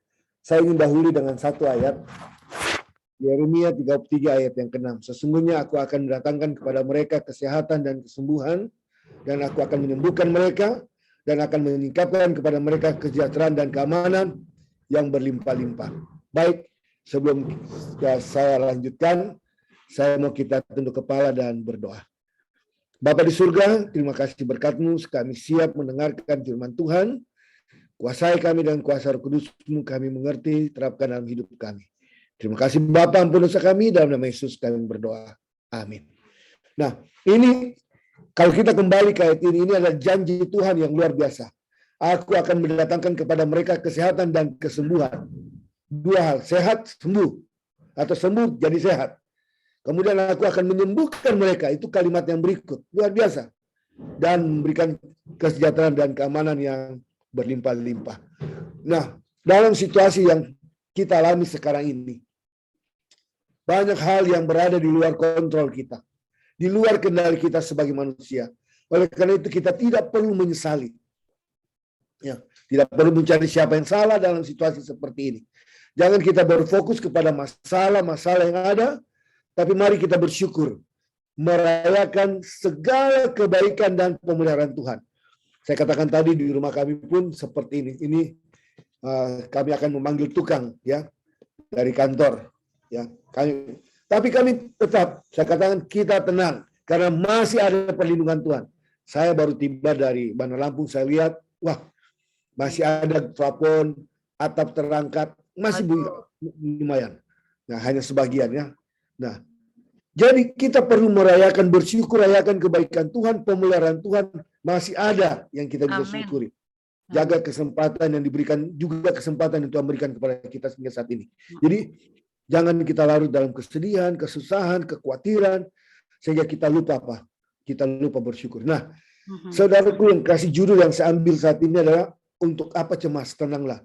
Saya senang ada akronim yang saya pernah baca, yang ditulis dengan calm. Arti kata tenang, calm. Nah, kata calm ini saya ambil dari Filipi 4 ayat 4 sampai 8. Nah, ini adalah akronim. Jadi celebrate, ya rayakan, ask God for help, minta pertolongan Tuhan, leave your concern to God, ini menyerahkan dan mempercayakan masalah kita kepada Tuhan, mediate in all good things. Renungkan, pikirkan semua yang baik. Baik. Celebrate atau merayakan. Apa yang perlu kita rayakan? Ini pertanyaannya. Kita bersyukur karena hingga saat ini kita masih bisa sekali lagi makan setiap hari. Kita bersyukur untuk keluarga, untuk teman kita. Bahkan kita bersyukur dalam keadaan seperti ini. Kita masih bisa beribadah, bisa belajar, mendengarkan seminar kesehatan secara online. Dan itulah langkah praktis yang kita harus rayakan. Rayakan kebaikan, pemeliharaan Tuhan, serta kita mengucap syukur senantiasa. Rayakan kebaikan Tuhan. Kita lihat Filipi 4 ayat 4. Bersukacitalah senantiasa dalam Tuhan. Sekali lagi aku katakan bersukacitalah. Nah ini, Paulus pada saat menulis ini dia di dalam penjara. Dia dalam kesusahan. Tapi dia katakan bersukacitalah. Dia juga bersukacita. Kalau kita kembali ke Filipi 2 ayat 18 dikatakan, dan kamu juga harus bersukacita demikian. Dan bersukacitalah dengan aku. Luar biasa Paulus. Di dalam kesusahan, dia masih bisa bersukacita. Rayakan siapa Tuhan, apa yang dia lakukan bagi kita dalam hidup kita. Rayakan kebaikan dan kesetiaannya, pengampunannya. Yang kedua, akronim yang kedua, ask God for help. Tanyakan Tuhan, minta pertolongan dari Tuhan. Kalau kita mempunyai masalah, jangan kita coba mengatasi masalah itu dengan kekuatan kita sendiri. Amen. Minta bergantung kepada Tuhan. Kalau kita sakit seperti janji Tuhan, aku akan menyembuhkan mereka, aku akan menolong mereka. Saudaraku, jangan terus-menerus memikirkan masalah yang kita hadapi. Karena semakin kita pikirkan dan fokus pada masalah kita, maka semakin besar kekhawatiran dan ketakutan kita. Kita serahkan dan minta pertolongan Tuhan. Ingat, bahwa kita memiliki Tuhan yang Maha Kuasa. Ya, kita ikut sertakan Tuhan dalam setiap pergumulan kita. Kita minta bantuan Tuhan. Itu yang ditulis dalam Filipi 4 ayat 5. Hendaklah kebaikan hatimu dikatakan oleh semua orang. Tuhan sudah dekat. Ini kalimat luar biasa. Tuhan sudah dekat. Kita minta bantuan Tuhan. Tuhan dekat dengan kita. Karena kedekatan Tuhan, kita dapat minta apa saja yang kita butuhkan. Kalau Tuhan izinkan, dia akan berikan kepada kita. Ayat 6. Janganlah hendaknya kamu khawatir tentang apapun juga. Tanyakan sama Tuhan. Karena kita milik Tuhan. Tetapi dia akan nyatakan dalam segala hal keinginanmu kepada Allah dalam doa dan permohonan dan ucapan syukur. Luar biasa, doa, permohonan dengan ucapan syukur. Saudaraku, Kata calm ketiga adalah leave your concern to God.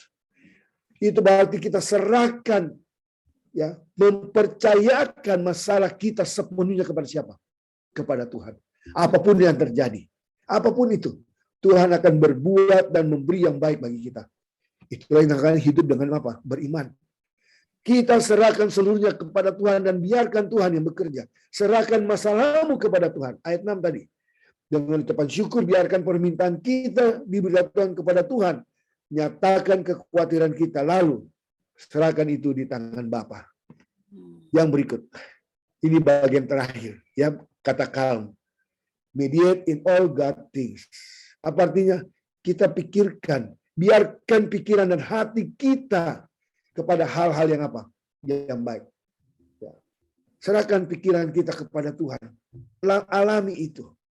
Meditasikan itu. Saudaraku, jangan biarkan pikiran dan hati kita diisi oleh hal-hal yang tidak benar.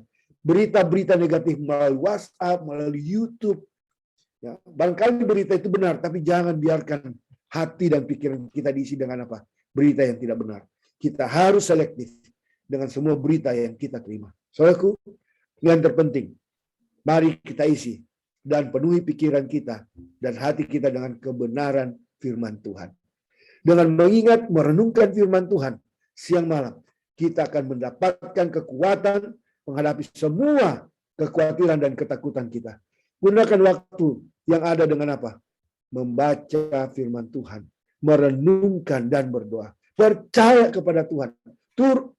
Percaya kepada Tuhan bahwa Tuhan turut bekerja dalam segala hal untuk menolong saya dan saudara di saat sulit seperti sekarang ini pun. Dia juga mau menjadikan momen seperti saat ini menjadi satu kesempatan agar hidup kita sebagai pengikut-pengikut Tuhan berubah dan iman kita bertumbuh di dalam Tuhan. Ayat 8. Saya mau kita renungkan ini. Filipi 4 ayat 8. Pikirkan hal-hal yang baik. Pikirkan hal yang baik dan patut dipuji. Semua yang benar, jadi saudaraku, semua yang benar, apalagi semua yang mulia, semua yang adil, semua yang suci, semua yang manis, sedap didengar, semua yang kebajikan dan patut dipuji, pikirkanlah semuanya itu. Saudara-saudaraku, saya ingin kembali mengambil bagian ini. Semua yang benar dan adil. Bagaimana kita merenungkan hal yang baik? Kenapa? Kalau semua ini terjadi, maka kita akan kembali kepada ayat yang keempat. Dikatakan apa? Bersyukurlah, bersukacitalah senantiasa. Setelah kita bersukacita, di ayat ke-5 kata hendaklah kebaikan hatimu dikatai semua orang. Kita sudah bersukacita, kita bersyukur. Ayat 6 katakan jangan hendaknya kamu khawatir. Lihat ini, kalau kita sudah lakukan hal-hal yang baik, pikiran kita jangan khawatir, kata Tuhan. Bagi saudaraku dalam pekerjaan, di dalam pendidikan, mungkin kita dalam kesakitan, ya, dalam rumah tangga, jangan khawatir. Renungkan kebaikan Tuhan. Kalau itu kita lakukan, dikatakan di dalam ayat 7, damai sejahtera Allah yang melampaui segala akal akan memelihara hati dan pikiranmu di dalam Kristus Yesus. Ini sesuatu hal yang luar biasa. Saudaraku, mari kita datang kepada Tuhan. Karena Tuhan punya janji. Aku akan mendatangkan kepada mereka kesehatan, kesembuhan, kesehatan fisik, kesehatan rohani. Dan aku akan menyembuhkan mereka dan akan menyingkapkan kepada mereka kesejahteraan dan keamanan. Saudaraku, biar berkat Tuhan menjadi bagian kita. Tuhan akan menolong kita. Kita tetap percaya kepada Tuhan. Kita serahkan hidup kita. Bersyukur kepada Tuhan. Alami kebaikan Tuhan. Nyatakan kasih Tuhan. Tidak perlu ragu. Dan kita lebih banyak bergantung kepada Tuhan. Kiranya Tuhan memberkati kita. Saya bawa di dalam. Amin. Amin. Amin. Pendeta boleh langsung doa tutup doa Ya. berkat. Ya, tolong doakan Rumah Sakit Advent Bandung, juga narasumber kita Dr. Akli Agu, ya, dan semua pasien ada di Rumah Sakit Advent Bandung biar lekas sembuh. Oke, kita bersatu di dalam doa. Bapa di surga, Bapa yang penuh kasih, terima kasih berkat Tuhan sepanjang hari Sabat Tuhan yang suci. Terima kasih kami boleh belajar firman Tuhan sejak pembukaan Sabat hingga penutupan Sabat. Terima kasih kesempatan mendengarkan seminar kesehatan pada sore hari ini dan juga kesaksian. Tuhan, kami bersyukur karena perlindungan dan kasih sayang Tuhan menjadi bagian kami. Biarlah Tuhan menolong kami untuk tetap bersyukur, menaikkan pujian, karena Tuhan mengasihi kami. Tuhan memberikan damai sejahtera. Tuhan masih mau memberikan kesehatan kepada masing-masing kami. Tuhan, terima kasih untuk penyertaan dan kasih sayang Tuhan. Pada saat ini kami akan menghadapi minggu pekerjaan kami. Biarlah berkat-Mu terus menjadi bagian kami sepanjang minggu pekerjaan yang kami akan lalui. Berdoa untuk hamba Tuhan, Dr. Agli Agu. Tuhan berkati dia di dalam pelayanannya di Rumah Sakit Advent Bandung. Berkati istri, berkati anak-anak. Biarlah mereka dapat melayani dengan penuh sukacita. Berdoa untuk pasien-pasien yang ada di Bandung, Rumah Sakit Bandung. Tuhan berkati. Biarlah dengan jamahan kasih sayang Tuhan. Dengan berkat-Mu yang memberkati para dokter, perawat dengan hikmat, juga memberkati obat, makanan, minuman. Pasien-pasien kami, saudara-saudara kami yang ada di sana memperoleh kesembuhan yang berasal daripada Tuhan. Karena kami tahu Engkaulah sumber kesembuhan itu. Kami juga berdoa untuk masing-masing kami yang ada di Zoom ini. Tuhan berkati kami, berkati keluarga kami, rumah tangga kami, suami, istri, anak-anak kami. Biarlah Tuhan berkati kami semua. Di dalam anak-anak kami, dalam pekerjaan, Tuhan berkati, dalam pertumbuhan, bertumbuh dengan sehat. Di dalam pendidikan mereka boleh berhasil. Dan kami semua dalam pekerjaan, dalam pelayanan, Tuhan berkati kami. Biarlah berkat, kesehatan, kekuatan, perlindungan, Tuhan limpahkan bagi kami. Berkati juga Ibu Peggy, di dalam memimpin acara ini setiap hari Sabat sore. Tuhan berikan hikmat dari surga, dapat memimpin dengan baik, berkati keluarganya. Kami mau serahkan kehidupan kami, rencana kami ke dalam tangan Tuhan. Biar Tuhan menuntun kami sesuai dengan kemurahan-Mu. Kiranya damai daripada Allah Bapa, kasih daripada Yesus Kristus, persekutuan yang dengan Roh Kudus akan menjadi bagian kami sejak sekarang sampai hari Maranatha. Di dalam nama Yesus kami berdoa dan mengucap syukur. Amin. Amin. Terima kasih Pendeta Jimmy Haflar dengan motivasi rohaninya. Dan saya ingin mengundang kalau ada Dr. Alvin Rantung bersama-sama dengan kita. Iya. Selamat petang, selamat malam semua kita. Terima kasih kepada Ibu Peggy kalau menuntun kita. Jadi kita punya host dan juga ini mengarahkan dalam setiap kegiatan sudah lebih setahun ya. Iya, selama masa pandemi ini, tapi tetap sehat-sehat selalu. Dan puji kita puji Tuhan juga kepada hamba Tuhan, Dr. Akli yang sudah menyampaikan ya. Kita juga sudah melewati hampir 2 tahun perjalanan kita. Walaupun kabar-kabar yang sangat luar biasa di dunia ini, tapi kita tetap melihat fokus kita kepada Tuhan. Tuhan telah memberkati kita sampai hari ini ya. Amin. Walaupun ada COVID, ada Omikron yang kita dengar, maka nanti ada yang baru lagi. Ya, virus baru yang bersaing dengan COVID, ya, yang merupakan pandemi juga yang akan muncul lagi. Jadi kita di mana-mana sampai akhir zaman dunia ini akan diakhiri, akan ada itu terus-menerus. Tapi kita tidak perlu takut karena kita bisa lihat bagaimana berkat Tuhan melindungi kita hampir 2 tahun ini. Amin. Terima kasih juga Pendeta Jimmy Haflar yang sudah memberikan berkat kita. Terima kasih. 3 sahabat lagi kita 3 sahabat ini tinggal mengakhiri tahun 2021 memasuki 2022. Saya percaya kita berkat-berkat Tuhan yang akan menolong kita untuk memasuki tahun 2022 dengan suatu kepastian yang indah karena Tuhan. Sekali lagi terima kasih bagi kita semua yang selalu menghadiri kegiatan Rumah Sakit Advent Bandung, dan kami akan selalu hadir bersama-sama saudara-saudara setiap hari dari waktu ke waktu untuk menjadi berkat bagi kita semua dan kemuliaan bagi nama Tuhan. Terima kasih. Amin. Terima kasih. Terima kasih Dr. Alvin Rantung. Terima kasih juga Dr. Akli Agu, juga Pendeta Jimmy Haflar. Dan tidak lupa sahabat pelayanan saya Bapak Joko Santoso, terima kasih sudah mendukung acara ini. Dan yang paling penting adalah kepada seluruh partisipan yang telah hadir. Terima kasih untuk kehadiran dari seluruh partisipan. Tanpa Anda, maka acara ini tidak akan menarik ya. Kita akan ketemu lagi sahabat depan di jam yang sama, jam 4.30 waktu Indonesia bagian Barat. Pastikan semua hadir dan undang banyak teman untuk menerima berkat pelajaran kesehatan supaya kita semua banyak yang sehat ya. Jadi Amin. virus habis gitu ya Pak Gunawan ya. Pak Gun tolong Iya. diundang juga teman-teman yang lain ya. Nah, Baik. boleh buka mikrofonnya, ucapkan selamat minggu bekerja dan juga boleh berterima kasih kepada Dr. Agni dan Pendeta Jimmy Haflar. Selamat minggu bekerja semua. Selamat minggu bekerja, Dokter Agni. Bekerja semua. Kerja, terima kasih semuanya. Pendeta Haflar. Terima kasih Pendeta Dokter Jimmy Agni. Haflar. Terima kasih. Terima kasih Dokter Aki, terima kasih Pendeta Jimmy. Terima kasih. Salam sehat semua. Salam sehat. Terima kasih Pendeta Jimmy Haflar. Ibu Peggy Terima kirim kasih, kopinya Pendeta buat saya Jefferson. satu ya. Pak Terima Jefferson. kasih Peggy. Terima kasih Dokter Terima kasih sama-sama. Terima kasih Pak Ibu Pendeta. Baik, Lia. nanti saya kirim ya makannya ya. Iya, tolong Terima dikirim kasih, Pak ya, Gunawan. ya, Ya. materinya. Oke. Amin. Terima kasih Baik. semuanya. Terima kasih. Tuhan berkati semua. Izin Baik, live ya. kita akan hitung ya, hitung mundur ya. Pak Joko silakan. 5, 4, 3, 2, 1, sampai jumpa. Sampai Abi jumpa. tabang.